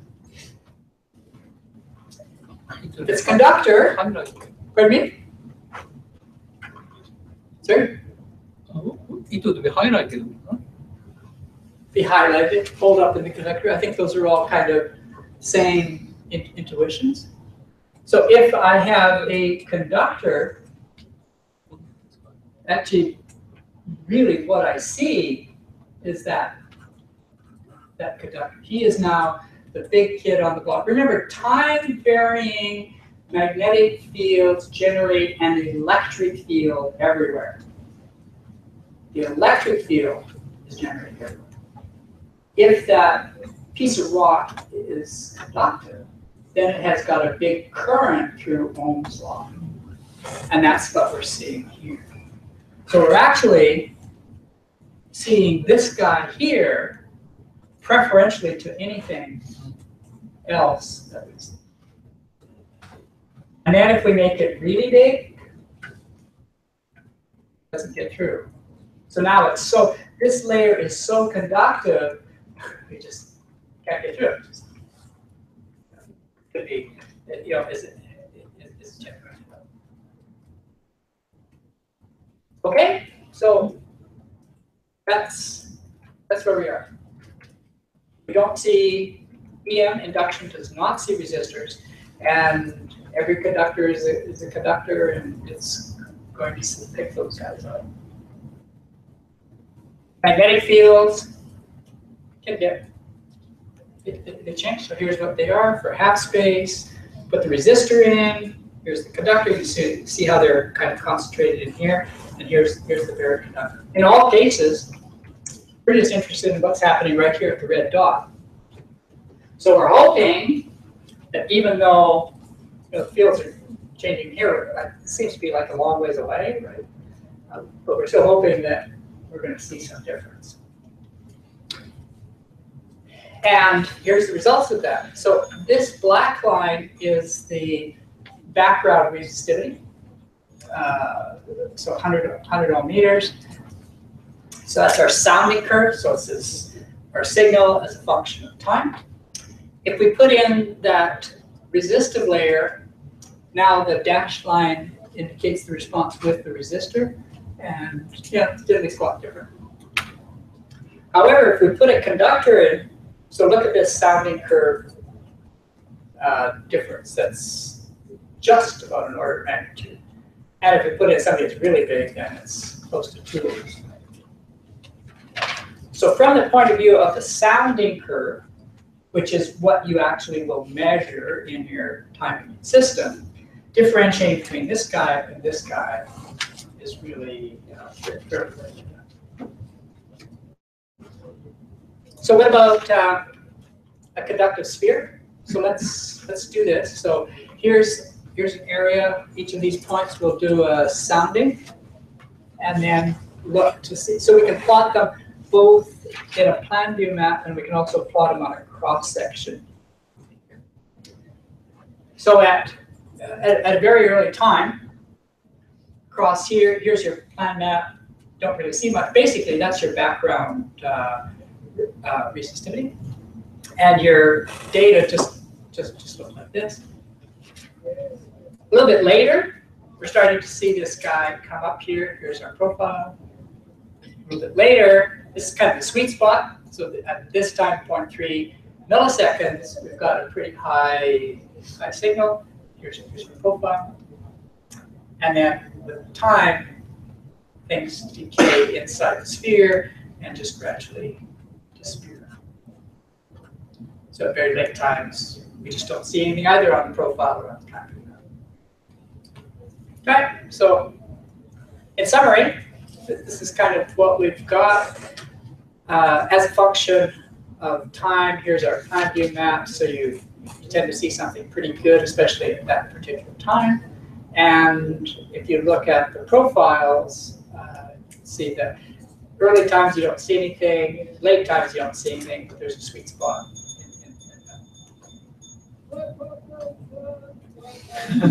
They're having a lot more fun than we are. Okay. Well, maybe that's not true. Maybe that's not true.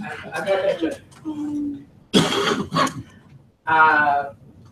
Okay, some time domain systems. Let's do. So here's a sky temp system. Kind of looks like this. So it's got an area of 300 odd square meters. It actually has 2 sets of coils. There's what's called a high moment and a low moment. So you now know what those terms are. And they actually have different waveforms. So the input waveform looks like this for the high moment, and then there's a ramp. And the low moment looks like this. The reason for having a low moment system is basically the difficulties of shutting this guy off, shutting the current off quickly. And if you have a lower moment system, you can turn it off more quickly, and you can measure earlier times. Earlier times give you higher resolution in the near surface, so that's really important. Here's a VTEM. It's sort of concentric. The waveform is a bit different. looks like that. And then these are all the time channels. They're all basically the same. A little bit of perspective of us. Change the waveform a little bit and measure slightly different time channels, but it's all basically the same principles. So I'd like to do, I think we have time, I'd like to really do 2 quick case histories. I think they'll each take about 5 minutes, and then we can break for lunch. So I'm going to do 2 case histories. The first is for water problems. It's area in Denmark. It's up here. The basic idea was that they're trying to find there's a clay underneath here, and then there's all of these incised tooth-like structures that are basically sands and gravels, and this is what would contain the water that they're interested in. So you want to kind of map this guy out. But they want to do more than that. They want to they want to get the hydraulic conductivity model out of this guy somehow, so that they can do experiments to help answer some questions that are really important to them. And one is like, okay, if I'm going to suck water out here, where's that water coming from? Is it drawing from here, or from here? And also, if I did another well here, are these 2 guys going to be connected? Are they different? I mean, these are real practical problems, especially if you get into serious groundwater issues, right? So the goal is not only to try to find that kind of a geometry, but actually to help generate a hydraulic conductivity model that could be used for pumping tests and do some serious hydrogeologic stuff. So our properties,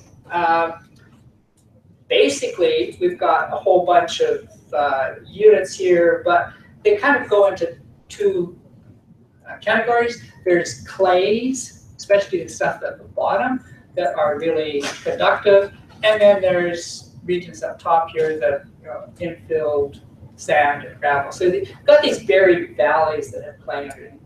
That's the conductivity differences. So we're going to do a survey. Here's the SkyCam system. Here's the high moment. Here's the low moment. Here's the receiver, sort of up on here. And that's going to get flown over this area here in Denmark. That looks like this. And take those surveys. It's about 100-meter line spacings, 330 line kilometers of data, and going to get rid of the poor quality data and invert the rest of it. So the processing and inversion for this case, the data were inverted with 1D, basically what's called a quasi 3D algorithm. It does a lot of 1D stuff, but it kind of connects everything to make things spatially smooth. So you got 9,500 soundings, 25 layers. And this is a depth slice about 5 meters above sea level. The red is resistive, the blue is conductive or really low resistivity.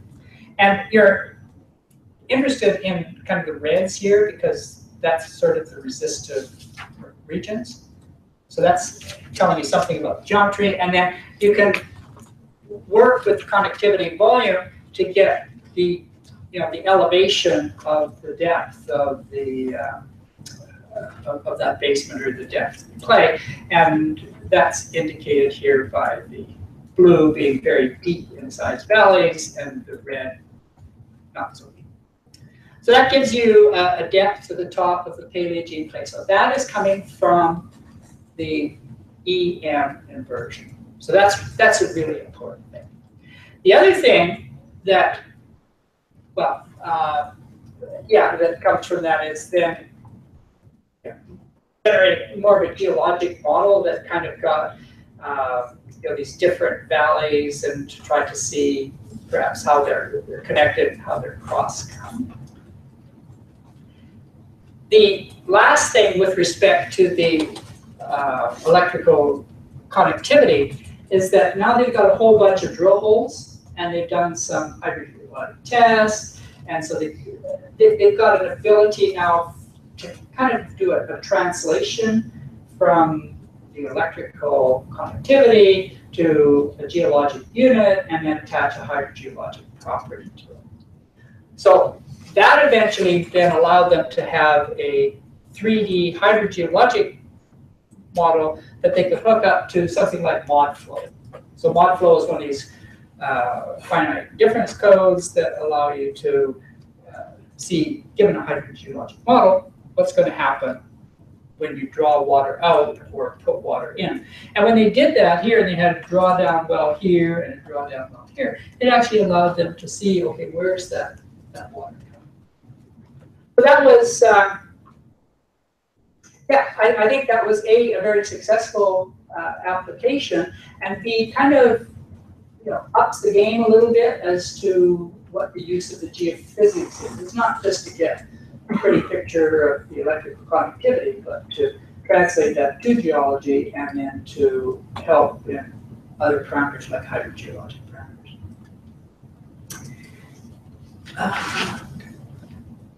Can you check, is there lunch out there?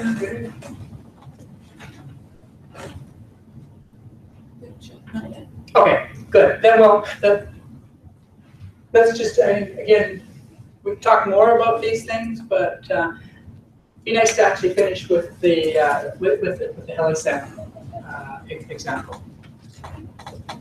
So our setup here is that we've got a VMS deposit, so it's got, you know, massive sulfides in it that we're interested in getting. There's actually a couple of different zones in here. So there's a zinc-rich cap, and then there's copper gold, yeah, within the pipe, and things kind of come out looking like stringers. The area, by the way, is in central Canada. It's in Manitoba, in the Flin Flon area, and yeah, the goal is to see if you can find these deposits, and then find off-hole things that are even deeper.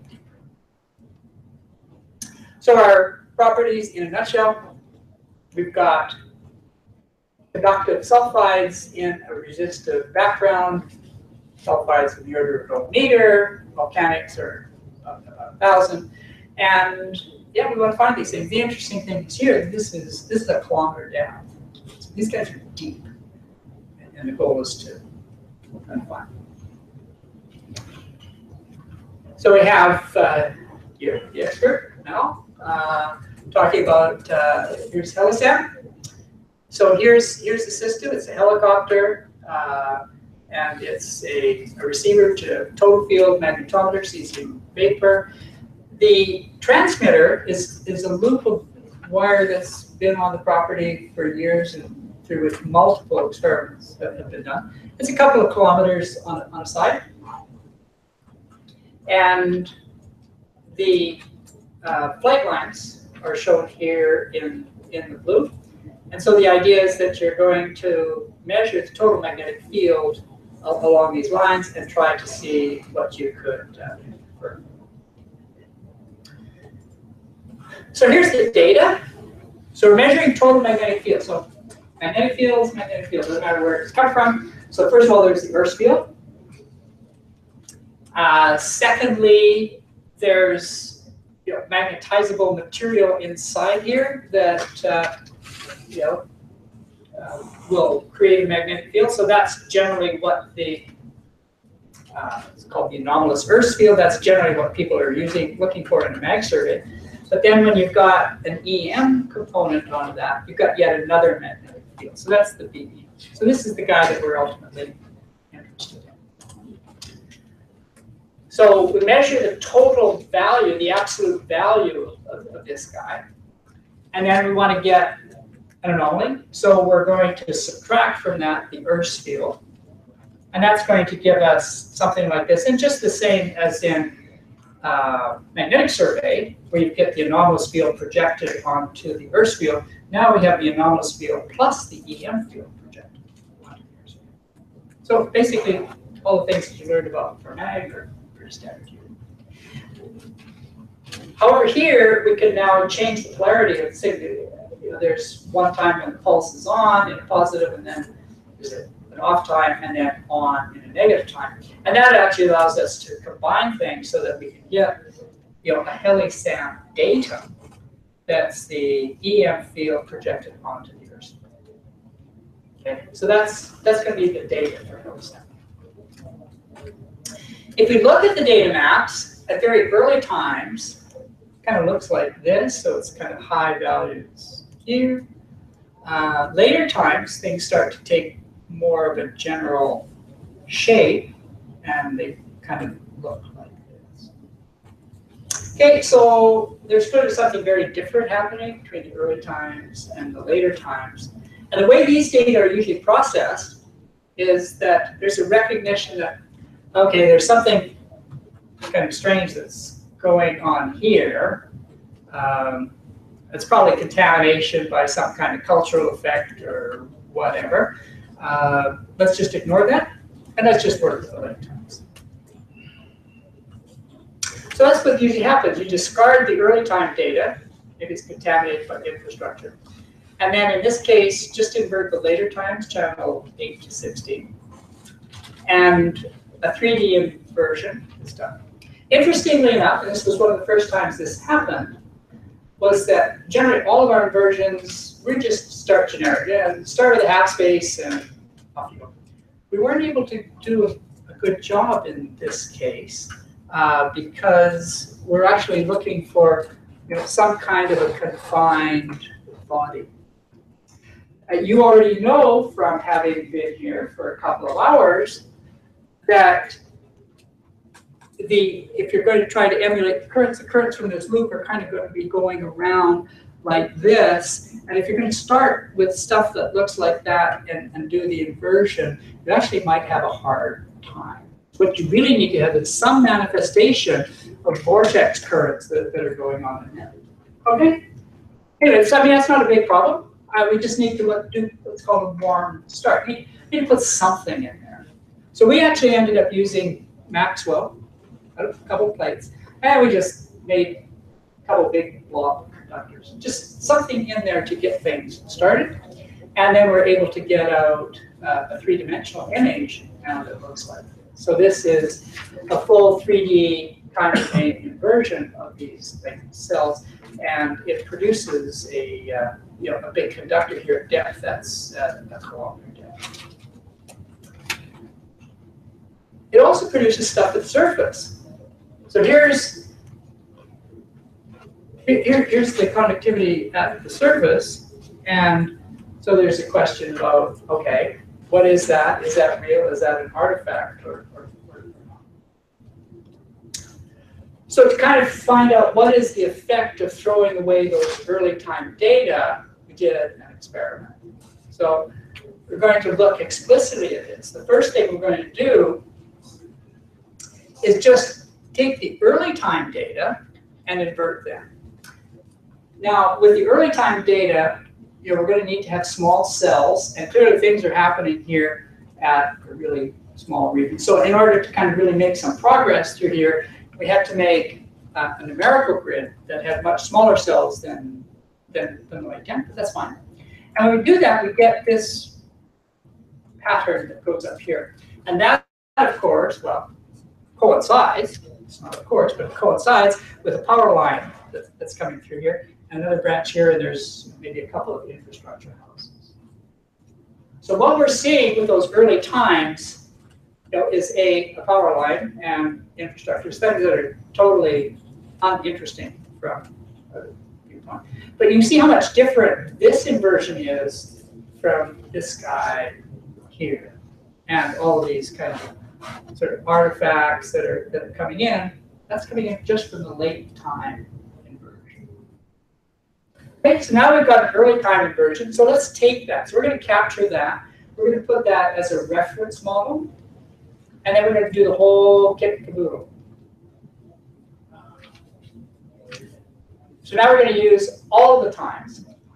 We're going to use a starting and reference model, that high conductivity infrastructure that we have, and the two conductive blocks. Okay. We now take that, put it into a 3D time domain conversion, and this is what we see. So we got this deep conductive packet down here. We still have some near surface stuff, but we know actually what that is. That's the power line and something else coming over here. The interesting thing in here is that there's another guy up here. There's a vertical conductor that's coming. That actually turns out to be real. They drilled that, and yeah, that is a a sulfide that's sitting up there. It's argent.